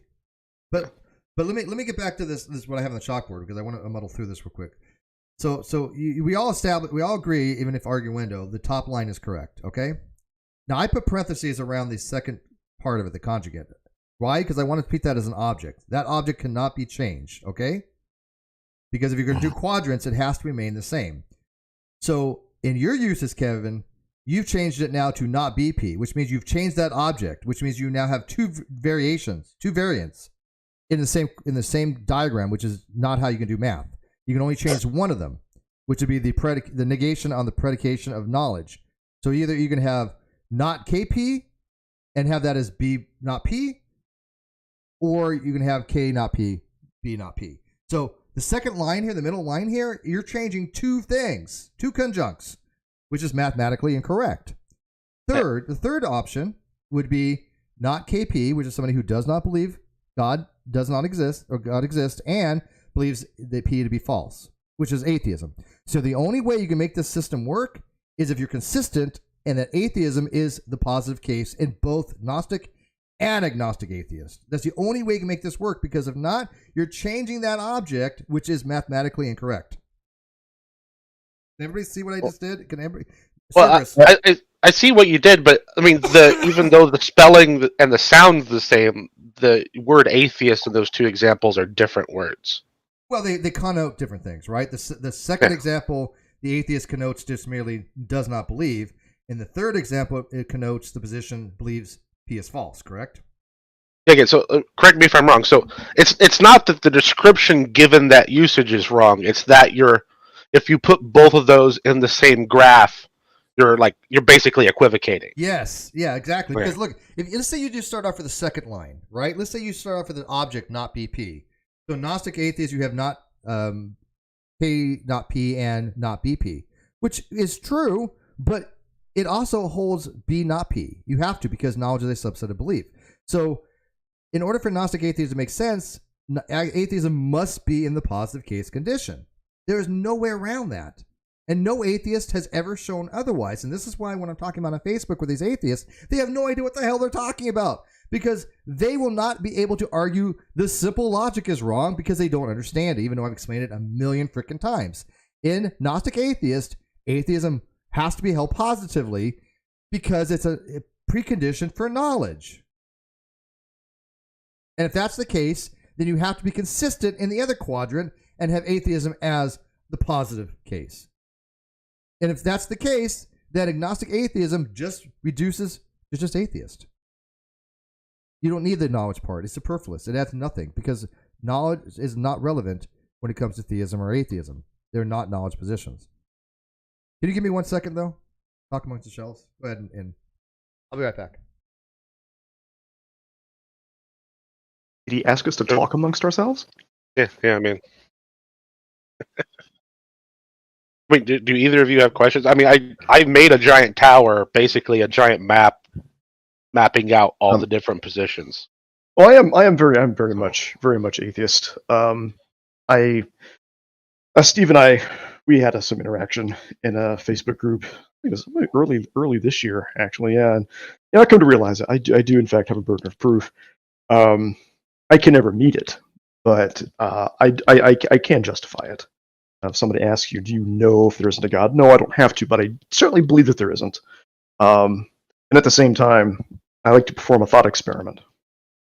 Let's say, God, the sky opens up and stereotypical white Jesus is up there, and he says, I will do whatever you want to prove to you that I am God. I will submit to any test. And then we start testing, right? So at what point do we do a test where we are convinced that this God is real? So we have a God an entity that's making a claim of infinite power. So is it when he turns water into wine? Is it when he walks on water? When do we stop testing? And unfortunately, the scientist in me says never. We never stop testing, and we can't stop testing because infinity does not exist in nature. And this is why infinity does not exist in nature, because things in this universe have finite limits. They have definitions, and when we run into infinities, such as, like black holes, for example, mathematically speaking, they fall apart. Michio Kaku said it best. Infinity to a mathematician is just a number without limit, but to a physicist, it is a nightmare.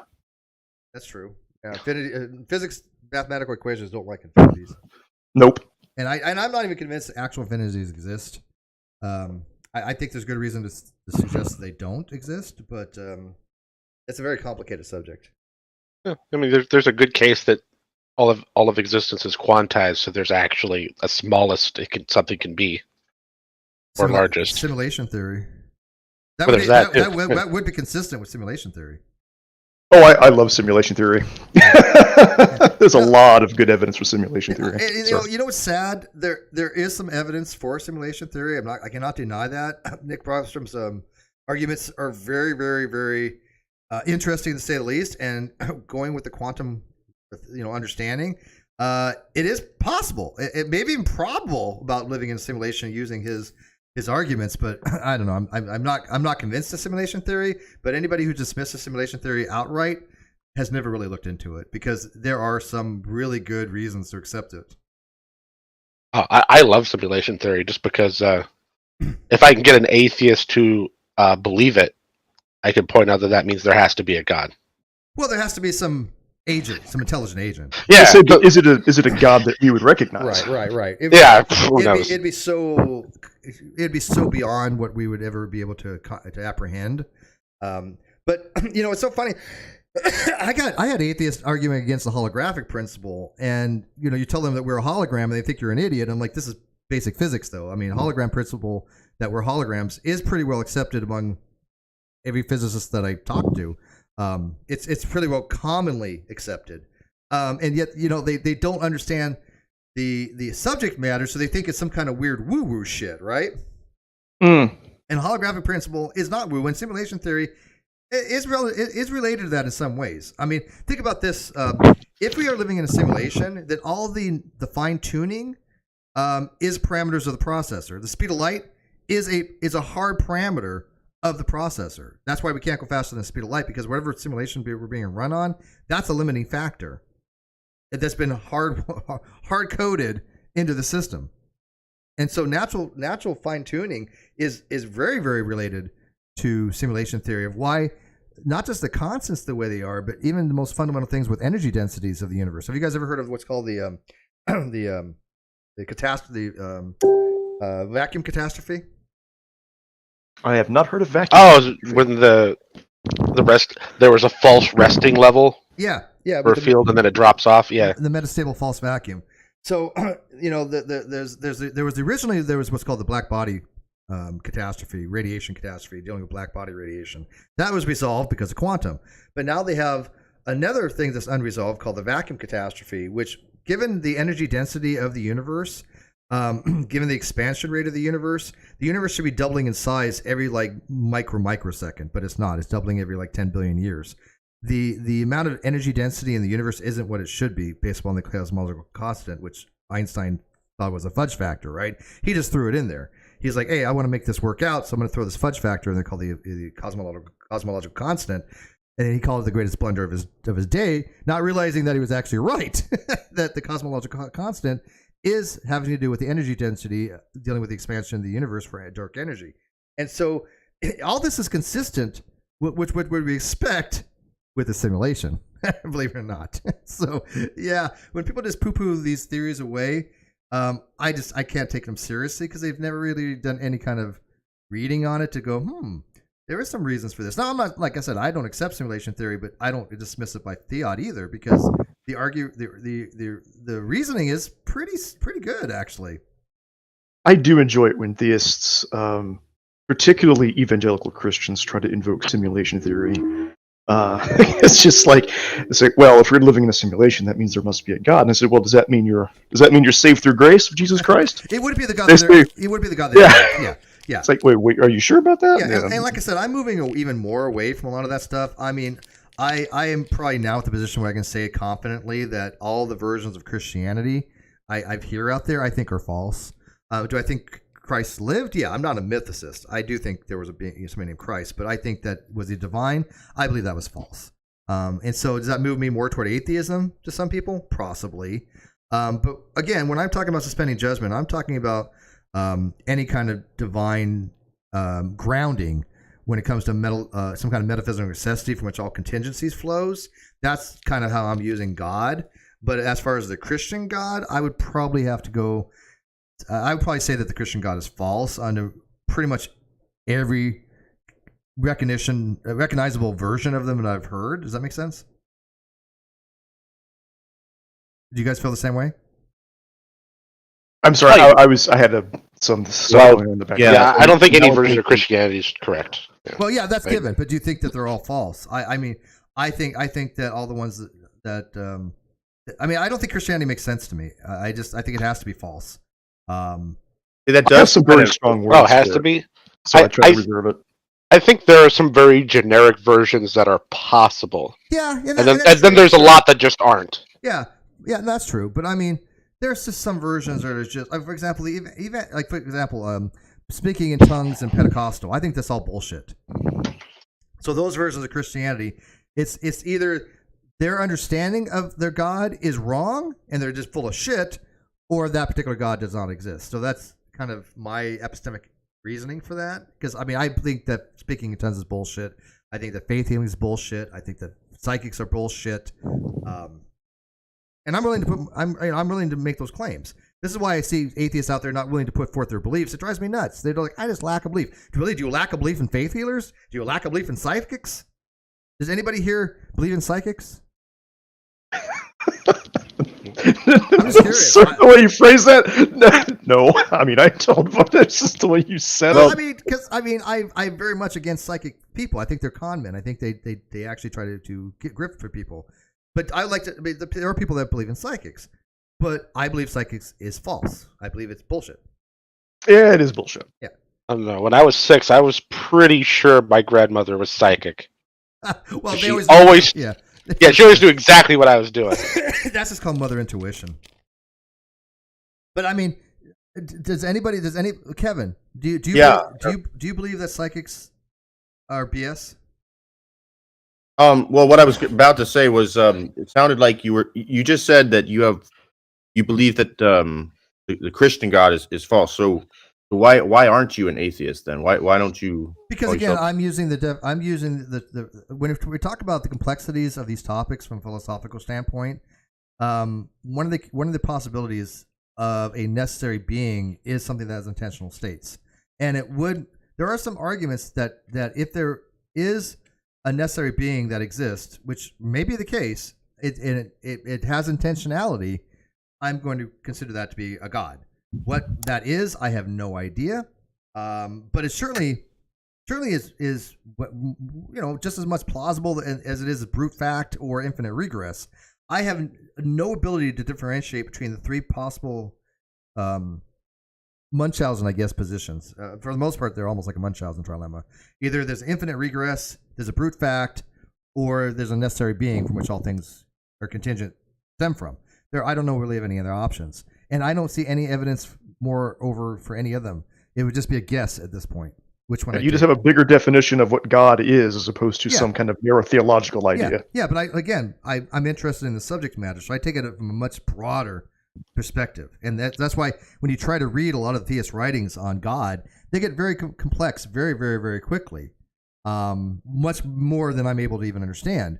But even the most staunch atheists, they respect some of the writings of some of these atheists, like Swinburne. That dude has some really interesting writings.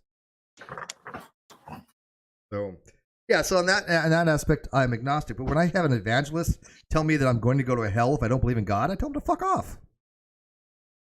But what about Wesley? Oh God! See, that's my point, though, right? Sorry. That's what I think some religion does to some people. Am I against religion? No. If I think that if people want to believe something, And if it comforts them, who the hell am I to tell them otherwise? Knock yourself out. People have the right to believe anything they want.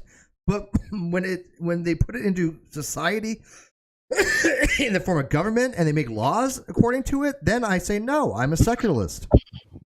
I don't believe that particular God. Matter of fact, I will believe that many of them are false. I believe Jehovah's Witnesses are full of crap. I believe Mormons are full of crap. I believe Scientology definitely full of crap.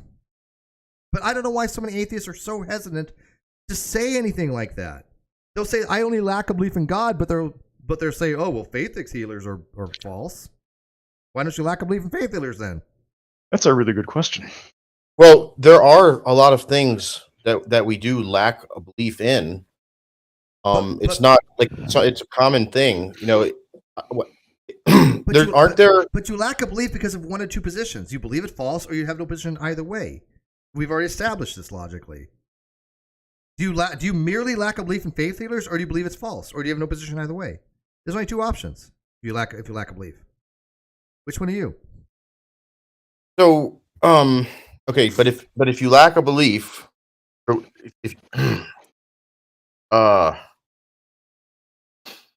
what I was going to say was there are a lot of different things that we could believe in, and we lack the belief, but we don't.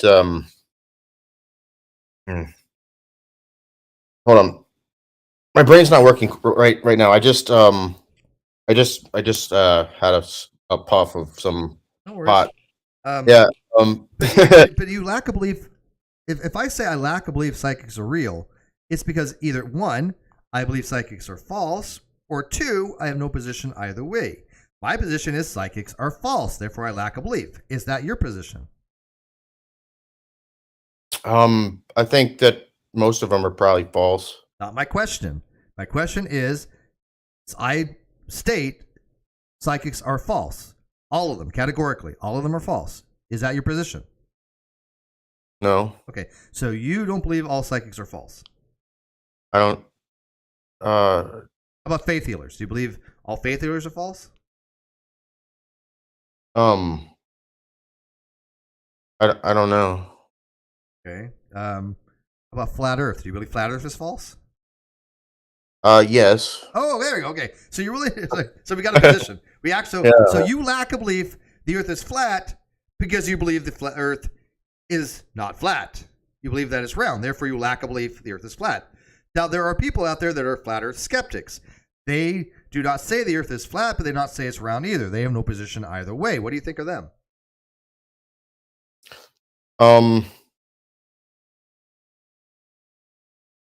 Yeah. So, I think I understand your point. And yeah, I don't know. What do you think about them? What do you think about people that say, "Well, I'm not claiming the Earth is flat. I just don't have a position either way. I'm agnostic on it. I lack a belief the Earth is flat. I lack a belief the Earth is round. I don't accept the Earth is round." What do you think about that? Well, I haven't met anybody who said that. So. Oh, I do. I know. Join the flat Earth communities, man. They do that all the time. They lack a belief the Earth is round, but they're not asserting that it's flat. Really? Yes. So they say that they're saying they suspend judgment, yes. But they call it flat Earth skeptics or round Earth skeptics. They just merely lack a belief that there's round. Okay. I think they're out to lunch, right? You got to be careful with them. Yeah, they're dishonest. Every one of them is dishonest. Yeah, I know that. I even thought about maybe what it would be like to take one of them, like a very prominent flat earther or a flat Earth skeptic, whatever the hell they call themselves, and maybe put them in a spacecraft and let's just launch them up into space and let them look. Exactly, that would be the problem. They'd probably get themselves killed. They'd be convinced that there was some kind of illusion thing going on, and they'd go to remove their helmet or something, and or they wouldn't care, or they know it's bullshit and they're just poing. Or worse, they would believe it, but they come back and lie about it. Right? Yeah, exactly. Fun fact: flat earthers are dishonest. All of them are dishonest. Did you see the experiment one of them did? Of course, you're talking about Jeremy. Okay. So to demonstrate curvature of the Earth, they had two. It's a very simple experiment. They took two boards, cut holes in them, and lined them up. And the idea was that they're going to see this light through both ends of it because there is no curvature, and of course they didn't. That was Jeranism. And that was it. Yeah, that was Jeranism on the Netflix documentary. And then, so what they did was they people don't know the experiment. This was Jeranism, a very prominent flat earther who has got his ass handed him multiple times. He kind of lost face in the flat earth community after Red's rhetoric brilliantly destroyed him in a debate and got him to admit there is no flat earth model that works. That was epic. But Jeranism went on the Netflix documentary, and he had an experiment where he had 2 cardboard sheets with holes in them.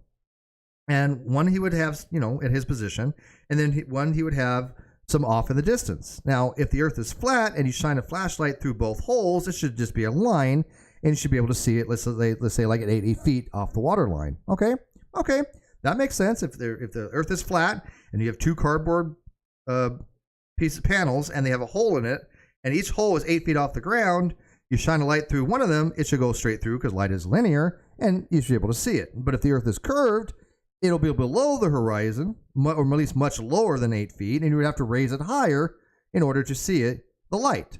Correct? Right? So he did the experiment, and they weren't seeing the light because the Earth is curved. And he said, okay, can you raise the light? Yeah, raise the light. I'm sorry, Steve. Right, raise the light. And he raised the whole thing, and of course, then you saw it because the Earth is curved. And his response was interesting.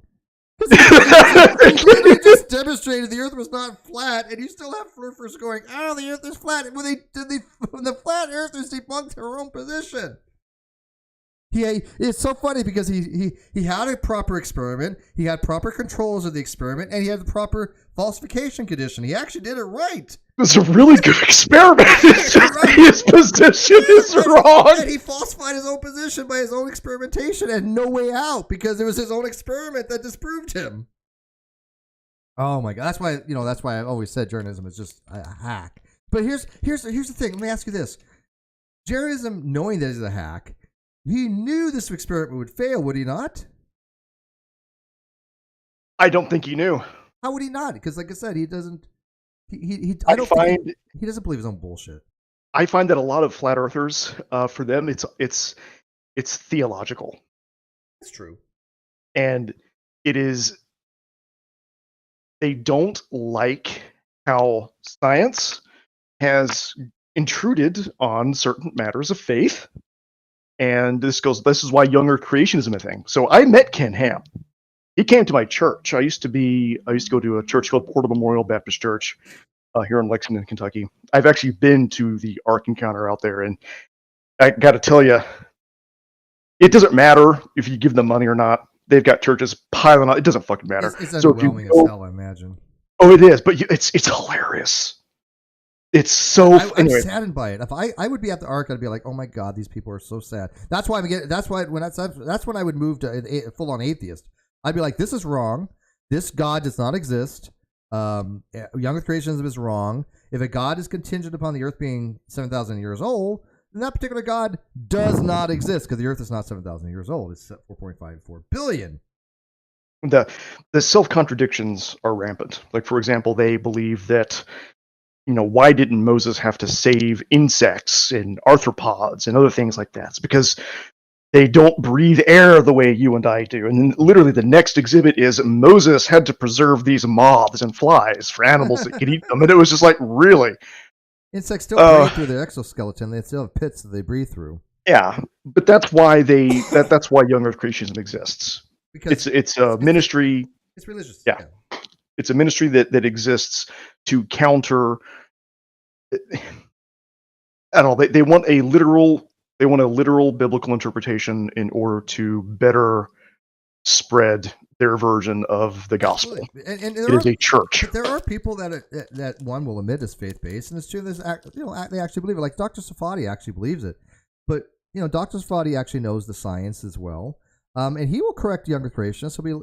I've had younger creationists use bad arguments that even creationists no longer use, and he'll correct them. He'll say, "No, that's a bad argument, even for creationists." So I respect that. And also, what's funny is, like, for example, Dr. Safadi actually put one of my arguments on creation.com. and it gave me attestation to it as well. The logic is logic. And so it's weird that a creationist is willing to take my arguments when I'm against creationism, right? But atheists who are non-believers like I am refuse to even intellectually humble themselves and admit that my arguments are correct and that they're logically valid and they make sense because they're unwilling to put their faith aside. And I'm sorry, but atheists on the internet, faith-based Facebook atheists, they're no different than theists when it comes to faith. Their faith, and I'm not talking about faith when it comes to atheism, but their faith that they're right on things that they have no information about. Unfortunately, I found that you are quite right about that. And a lot of my audience has as well, and a lot of them are sick of it. I've had to leave them. Yeah, they're so sick of atheist Facebook groups that treat people like pariahs when they dare critically think and they dare express different views and they dare have free thinking. And especially when you go and you have logic, and these atheists who are supposed to be the rational people going, "Oh, we're the logical, rational ones. Well, here's the logic. How is it wrong? You're a poopy head." I had a guy. I talk about ad hom argumentation, dude. This is the perfect example of an actual ad hom. He's like, "Oh, well, you're wrong in all this stuff. You worked for Kohl's and Circus City. What possibly could you know about this? Therefore, you're wrong." That, by definition, is an ad hom fallacy. You worked for Circuit City? Yeah, I did too. Yeah, I was a customer service manager. Then I went to Soho for 3 years. I was in AV, and then I went to games. What years? Because I was 2000 to 2003, but when they had commission, we were making money. Yep, I was in commission too. I was started in 2000, and everything was fine until 9/11, and everything went to shit. Did you get laid off? I did not get laid off, but I moved departments. Okay, because you remember when they went to commission to the subsidy used to kill me. Yeah, so in 2003, I was in the President's Club, which was in the top 10% of the company. Oh wow! I mean, well, but to be honest, I mean, all things considered, we had one of the highest volume stores in the world which was Palm Desert, for Circuit City. Of all the stores, we were like a flagship. Palm Desert dealt with a very rich class because we have Indian Wells, we have Rancho Mirage, we have Palm Springs. These were affluent freaking customers. I mean, we had people like Barry Manilow as customers. You know, he come in a few times. We had Carson Daly. We had Steve Garvey. I mean, it was a popular destination place, right? And I was in sales, and I'm good at sales, and so I was always in the top 10%. So a lot of us made some money because we were getting, what were we making? I think 1%. And then maybe they would have something thinking off the monster cables, but still, I think it was like 10% of monster cables. So if you sold a $200 monster cable, you get like $20, right? That's good money, right? For one item. Oh, for those accessories, absolutely. Yeah. So you remember the monster cables? You were making bank off that shit, and so you would sell a $2,000 system. Half of it would be accessories or whatever. You would make easily $100 and $150 off that sale. I'm not exaggerating here. This was AV. You're not. Yeah. And so there was good money to be made there. So when they went to a flat rate format and they said, "Hey, look, we're no longer paying commission. We're only going to be paying people hourly. We're not going to insult you by offering you $10 an hour. Here's your severance package." They gave me like $3,000 some odd dollars, and they said, "Holy crap! Thank you very much for your service, with us, but we can no longer afford to pay you commission, and therefore we're out of a job." And the way they did this, Stuart, was so bullshit. They told us we had a meeting, right? And were you there in 2003? Do you remember this happening? No, I was gone before that. Okay. So what they did was they got all the top people together, and we're thinking, hey, what's going on here? Are we getting awards? Because I'm looking around the room here, and these are the top of the top here. These guys were making more money than I was making. I mean, these guys are the big wigs. I mean, they're making six figures. The appliance department, right? They're making big money too. People don't remember how much money could be made when you had because again, where I live is very snowbirdy. Big money houses, and so people would come in and they'd spend $50,000 on renovations, right? They would buy all refrigerator, appliances, stovetop, and you get commission on this. So they people making good money. So we're sitting in this room, and one by one they let us out. They say, "Okay, such and such," right? And then you didn't see the person come back, and then the next person, and you didn't see the person come back. And we're like, "What the fuck is going on here?" Swear to God, none of us knew. And then it was my turn. Sit me down at a table with the store manager and some other people, and then they said, we are going to a hourly rate. We no longer paying commission. we'd like to thank you for working for Circuit City and giving us a severance package, which again was about $3,000, and they let us out a back door so we could not go tell the other people what was going on. And so we're all in the parking lot after everybody was done, standing there going, what the fuck just happened? We all just lost our jobs, although we got a few $1,000, to carry us over. But why would they fire their top people? And I swear that was a dumb move. I swear to you, I swear to you, I even told them this company will be bankrupt in just a few years. They could not compete with the Best Buy market because the Best Buy was Flat Earth, who I did work for as well. And so I told them, I said, there's no possible way this is a good idea. And we all agreed, because you're getting rid of all your knowledge people. What's left? Idiots, they don't know, what a USB cable is. Idiots, they don't know the difference between, RGB and USB. They have no idea. And so difference between component, right? Yeah, exactly. HDMI. They had no idea about the different types of cables, why you need a copper braid, why you need better shielding, cross-sectional area. They didn't understand what a subwoofer was, nothing of this nature. And so, guess what happened in 2006? The company went belly up. Yeah, they went bankrupt. And by the way, the CEO was voted one of the worst CEOs of the decade. Oh, that's lovely. And that was right after the DivX fiasco, if you remember that. Oh, what happened with DivX? Because they invested all their money in DivX, thinking, "Oh, this is going to be the." Oh, that's right. Okay, yeah, DivX went to shit, and then DivX went to shit because the Blu-ray took over. Because it was all based on porn, by the way. I ain't no joking. Porn. There's a reason why high definition disc, the Blu-ray disc, took over anything else, was because it was better for porn. I'm not even kidding. Wow. Yeah, and for copyright stuff. But I mean. But it's the same thing. Like, remember Betamax? That was a little bit before my time. Yeah. But I know it was a better format than VHS. But VHS won. Do you know why? Just because, my understanding of why VHS won out over Betamax was over rights issues. Nope. Was it licensing? Nope. I know this story well. My dad worked for VCR. He worked with VCRs all growing up. I mean, he was a CEO of a company that he formed called Symplectic Technologies, but it was always dealing with retrieval systems, was magnetic tape, and what is VCR is magnetic tape. So we were always in that field of some capacity.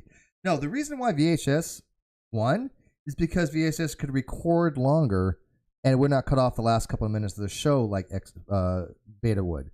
So if you were watching a 2-hour show, Beta did not have the capability for extended play to get the last few minutes of the show. Interesting. Yep. I had no idea. That's why VHS took over, because you had slow play, extended play, and long play. So you can do 2, 4, 6 hours. Huh. Yeah, interesting, right? Anyway, I'm actually going to have to go. I apologize. No worries. This is the first time I've called in, and I'm glad that you had me. I hope I was well behaved. Yeah. So by the way, Beta eventually got to 3 hours and 5 hours, but it couldn't do 4 hours for 2-hour programs or 6 hours. So it was always this weird odd number. But if you if you had shows you wanted to watch, and they were like 2-hour shows, you couldn't do it if it was only 3. Interesting. It was a better format. Kevin will be BRB. Yep, no problem. And I will talk to you later. All right. I'm going to wrap it up myself. Thank you for having me. Yeah, thank you, Stuart. But Kevin, I think I kind of made my point. I mean, okay, I'm here. I was saying I was going to be right back, but no worries. Yeah, if you want to wrap it up. Yeah, I do, because again, I have not seen anybody show me otherwise, and I think I've made a really strong case. I would like to find somebody that will actually show a logical schema that works, but I just can't find anybody. Alan has tried, and Alan would work just fine, but it just distills down to what I have. And so if it just distills and reduces down to what I have, is it really any counter argument? I don't think so. Yeah, I mean, like I said, the chart that you changed was actually useful because it showed that there's more to it. And I don't know. I guess what I would say is it's still possible to lack both belief and knowledge. That would have to be It's not it's not only possible, it is the only way possible. If you lack a belief, you must lack knowledge. There is no other option. Okay. So that's what they mean by agnostic atheist. But I've already shown that's irrelevant. If you lack a belief, why even bring anything about knowledge? Where does the agnostic come in?